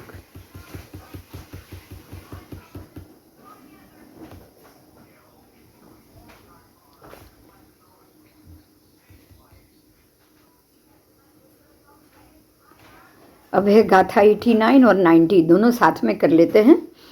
उवोगस्स अणाई परिणामा तिंडी मोह जुतस्स मिच्छत्तम अणाणम अविरदी भावो य अणादवो उपयोग स्यानादयः परिणामास्त्रयो मोहयुक्तस्य मिथ्यात्वम अज्ञान अविरति भावस्य ज्ञातस्य। निश्चय से जो मिथ्या दर्शन, अज्ञान, अविरति आदि अजीव है, वो अमूर्तिक चैतन्य परिणाम से अन्य है, ऐसा मूर्तिक पुद्गल कर्म है। ये मूर्तिक अमूर्तिक दो की वही बात, जो मिथ्या दर्शन, अज्ञान, अविरति इत्यादि जो जीव है वो मूर्तिक पुद्गल से, ठीक है, और वो चैतन्य परिणाम का विकार है। अगर आप उसी भाव में रहे, उसी में चैतन्य का उपयोग रहा, तो वो चैतन्य परिणाम का विकार हुआ। मिथ्या दर्शन आदि चैतन्य परिणाम का विकार कैसे हुआ? तो मोह युक्त उपयोग के परिणाम से ही उसका विकार हुआ। मिथ्यात्व, अज्ञान, अविरति भाव, ये तीनों अनादि से चला आ रहा है, उसी के कारण हुआ। निश्चय से अपने ही निज रस में सर्व वस्तुओं का स्वभावभूत ऐसा आत्मा, उसका स्वरूप परिणमन में अगर वो समर्थ है, ऐसा आत्मा होने के बावजूद अनादि से अन्य वस्तुभूत मोह और उसी से संयुक्त हो जाने के कारण आत्मा के उपयोग का मिथ्या दर्शन, अज्ञान, अविरति, ऐसे 3 प्रकार का परिणाम विकार हुआ। मिथ्यात्व, अज्ञान और अविरति। ठीक है, वो उपयोग का ये परिणाम विकार है। मिथ्यात्वी होना, अज्ञानी होना और अविरति होना। और वो स्फटिक की स्वच्छता का परिणाम उसको नहीं मिला, उसी के कारण आत्मा का जो स्फटिक का जो परिणाम है वो विकार युक्त हो गया पर की उपाधि के कारण। जिस प्रकार से स्फटिक यानी दर्पण, उसकी स्वच्छता, अगर उसके सामने ऐसा दर्पण के सामने ऐसा रंग या ला दोगे तो वो ये रंग वाला दिख जाएगा। तो आत्मा के सामने आपने ये प्रभाव ला दिया तो वो प्रभाव वाला हो गया, तो उसकी स्वच्छता विलीन हो गई। इसी तरह, इसीलिए दर्पण की तरह इसको समझाए। आप अपने आत्मा को दर्पण की तरह हर पर द्रव्य को सामने लाते हो और उसको उसमें अपने आप को आत्मसात कर लेते हो। दर्पण आ गया सामने और मैंने देखा मेरा चेहरा, तो मैंने मान लिया ये बिंदु है, तो पर द्रव्य को मैंने मेरी आत्मा समझ ली। ये गलती हो गई। बराबर। आओ, એનાથી છે ઉપયોગ ત્રણવિધ શુદ્ધ નિર્મળ ભાવ જે ભાવ કંઈ પણ તે કરે તે ભાવનો કરતા બને। આ છે 90મી ગાથા કે आत्मा के उपयोग में 3 प्रकार के परिणाम विकार अनादि कर्म के निमित्त से है। ऐसा नहीं है कि वो पहला એ શુદ્ધ જ હતો અને હવે એમાં નવો પરિણામ વિકાર થયો, ऐसा नहीं। पहले से सारे आत्मा विकार युक्त ही होते हैं। बराबर। विकार युक्त परिणाम आत्मा में से उसके 3 विभाग बने हैं, भव्य, अभव्य, जाति भव्य। अब ये हम आत्मा की बात करेंगे, उसके 3 प्रकार है। ये तो हम श्वेतांबर आगम से, भगवती सूत्र से बहुत अच्छे से जान लिए कि आत्मा भी शक्तिशाली ही हो, ऐसा नहीं होता। बिल्कुल अशक्तिमान निर्माल्य आत्मा भी होता है। जाति भव्य, जो आत्मा, वो जीव अपने आप को वो जाति से बाहर ही नहीं निकाल सकता, उसके 8 प्रदेश हमेशा के लिए ढके हुए होते हैं। अभवी ऐसा आत्मा है, अब दूसरी प्रकृति। अभवी आत्मा ऐसा आत्मा है जो 4 अघाती का उगाड़ कर सकता है, 4 घाती का उगाड़ उसका कभी नहीं होगा, तो उसके 4 ही प्रदेश खुले। ठीक है, तो वो 4 अघाती का कभी क्षय कर लेगा, वो वापस नया बनता जाएगा उसको, लेकिन 4 घाती का क्षय वो कभी नहीं कर सकता। इसलिए वो वापस इस जन्म मरण में घूमा रहता है। और जो ऐसा आत्मा जो 8 घाती कर्म का, वो 4 घाती 4 अघाती 8 का वो क्षय कर सकता है, ऐसा शक्तिशाली आत्मा जो निश्चय से अपने आप को शुद्ध द्रव्य में लेके जा सकता है, ऐसा शुद्ध आत्मा। ठीक है, तो ये 3 प्रकार के परिणाम विकार जो आत्मा के अंदर आता है, उसके उपयोग 3 प्रकार से होगा। एक शुद्ध निर्मल भाव प्राप्त करेगा और उस भाव का ही वो कर्ता बनेगा। ठीक है, तो ये हुई 90वीं गाथा। अब हम 99वीं गाथा कल करेंगे। 4। जय जिनेन्द्र, जय।